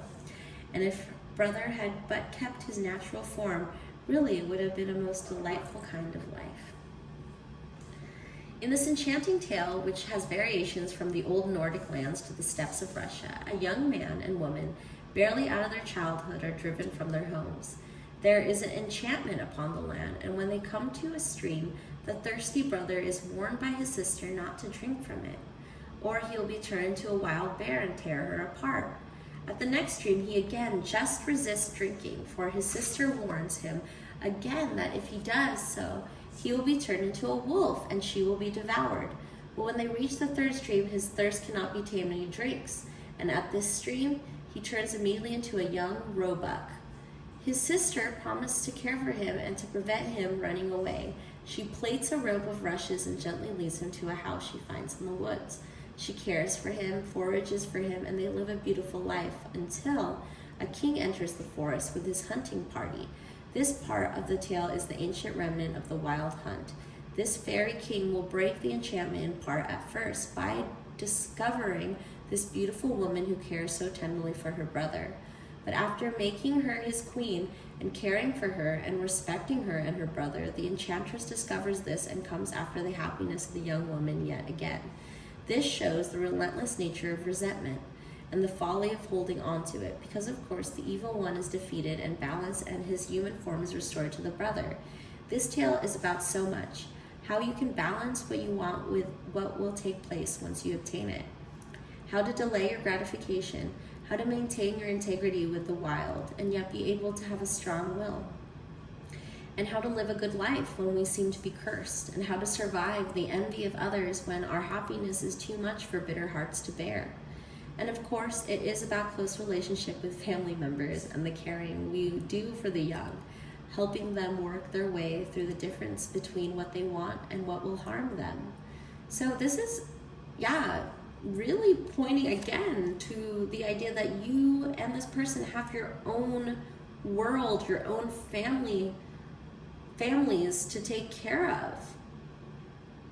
And that in itself is a block to your union, because you're going to have to figure out a way to transform, to be like, how am I going to work this out? How are we going to work our two different lives together? Because this draw towards each other is so strong, and our happiness depends on it. And maybe you both are not happy in the relationships that you're in anyway. So why would you stop? Like, look at the factors that are keeping you in the relationship you don't want to be in. Why are you still in it, and why aren't you with this person? Or why is this person not leaving this relationship? There are deep, deep factors like family and friends that are connected to this. But you guys are destined to be together. It doesn't mean that just because you're destined, it's gonna happen. It's like the goal, you like in a sports team, your goal is to win. Both of the team's goal, destiny, is to win. But what actually happens is somebody loses. So we need to find a way to transform our lives, to make it the lives we want to live. Because being in an unhappy marriage, in an unhappy family life, in a happy life in itself, and you have an opportunity to go towards the happiness, towards your destiny, you need to take it. Because keeping a family together when it differs from what you actually want, that's not going to be a happy family, no matter what it looks like on paper. It's not going to be a happy family. You're going to still need that that happiness. I can't, like, the word happiness is really popping up, and maybe it's been popping up in your mind as well. Pile 4 is that the happiness is, it's not happening. Happiness happening. Happiness needs to be happening, okay? And yeah, that's ultimately what we're not taught to be happy. It's not something they teach you, or it's not an instinct. It's like we want to just eat, sleep, fuck, you know? That's instinct. Happiness is not a part of that. Neither is sadness. You know, these are feelings. These are ways of being that we need to learn ourselves. So let's go to number 2, Rapunzel. I know you guys know that story. So let's hear about liberation. Rapunzel, Rapunzel, let down your hair. I really think this is a beautiful card too. So I'm gonna put it up there. I really love her hair. I love that. I love that like bluish gray color. You're currently within a situation that has you feeling trapped, isolated and hidden away from the world. Yeah, that's what we're talking about. Pile 4, you know, you're not happy. You may have accepted this lot as your own for some time, but recently you have come to a new awareness of what lies beyond the tower walls. And again, this reading was about how your person thinks and feels about you, and they're just in the same situation as you. It's like you both are princesses in your tower, so neither one of you is the knight. So you're just both like, fuck, like somehow you guys got a message to each other, or like somehow you recognize each other, but you're still both in your towers. And we didn't get the tower card, so it means that it's not about waiting for the tower to crumble, because you'll probably die before the tower crumbles. It's you have to exit the tower. That's what it is that's why the tower card isn't in here, because the tower isn't going to crumble for you. That's kind of what you and your person have been waiting for. You're like, well, I can't leave. It's kind of too hard to leave, and no one's trying to save me right now. Like, I got this luscious long hair, and both of you are feeling this. I have this luscious long hair, and I am waiting. My hair is waiting. but yeah, nobody is gonna come, because neither of you are the knight. See, that's why we have 2 ladies here, because neither of them is knight. Yeah, because they wouldn't let ladies be knights. You'd have to pretend you're a boy to be a knight, you know? Just like Song of the Lioness, that was my favorite. Oh my gosh. Tamora Pierce. Oh my god, my favorite young author. She's my J.K. Rowling. That's what I grew up on, is Song of the Lioness, and I think it's like Magic Circle. She had other ones. Oh my gosh, I've read them all. But maybe that's significant for you, because the Song of the Lioness series by Tamora Pierce is about a girl who has a twin brother, and so like at, I don't know, like high school age or something, she's supposed to go to like basically like a nunnery or something to like learn about magic and stuff like that, and her twin brother is supposed to go into like the Knights or something, like some Order of the Knights, you know, train. So, but both of them, like, she's more into being like a knight. I think she was like raised by a knight or something. And he wants to work more on his magic and be like a wizard. So they switch, and because they're twins, and so she goes off and becomes a knight, and he becomes like a wizard. And it's about her journey. It's about Alana, is her name. Alana's journey into being a knight, but it's kind of like, you know, the Mulan story, where she pretends to be a dude to be in the army or whatever. So maybe that's what you guys have to do to get out of your towers, is to, you know, stop letting down your hair. I get that scene from Mulan where she cuts her hair with the sword, and it's kind of like, yeah, the hair represents like, I'm no longer waiting. You know, I'm not letting my hair down anymore. I'm gonna cut this off. I'm gonna run down this tower stairs, and I'm gonna fucking like figure out how to break myself out of this tower, and I'm gonna run to this person, and your person's gonna do the same thing, and you'll meet in the middle. You'll meet in the middle once you get through. This is your, it's not the tower, it's the devil. The devil is the door. The devil's in the doorway where you're locked, okay? Cut your hair off so you have, you know, you don't get tripped up. You don't need to wait anymore. You don't need to have that hair. You know, hey, maybe that's also sound like you're. I was wondering if I should cut my hair, get a new haircut. Yes. This reading is telling you so. I'm also imagining like both of you guys have long hair, and like it's time to change it up. Okay, sorry, that was really exciting, and yeah, this reading has gone in over an hour now. But you know, Bud Light. Okay. Let me see. Okay, so meaning liberation from imprisonment, escape, relief, cut yourself free from heavy thoughts, the end of negative thinking patterns, releasing attachment to your history, changes within your own ability to create. Fate will intervene, but you must be ready. A time of waiting is complete. Freedom from heavy thoughts, a new perspective. Story attributed to the Brothers Grimm. They did Rapunzel.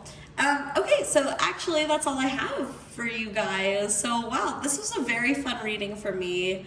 One of my longest ones, pile 4. But you know, it's because the power of Bud Light came in, and I also had drank other things before. But cheers to you. Please like, share, and subscribe below so you can help my channel grow. And I'll see you next time in the next reading. Bye.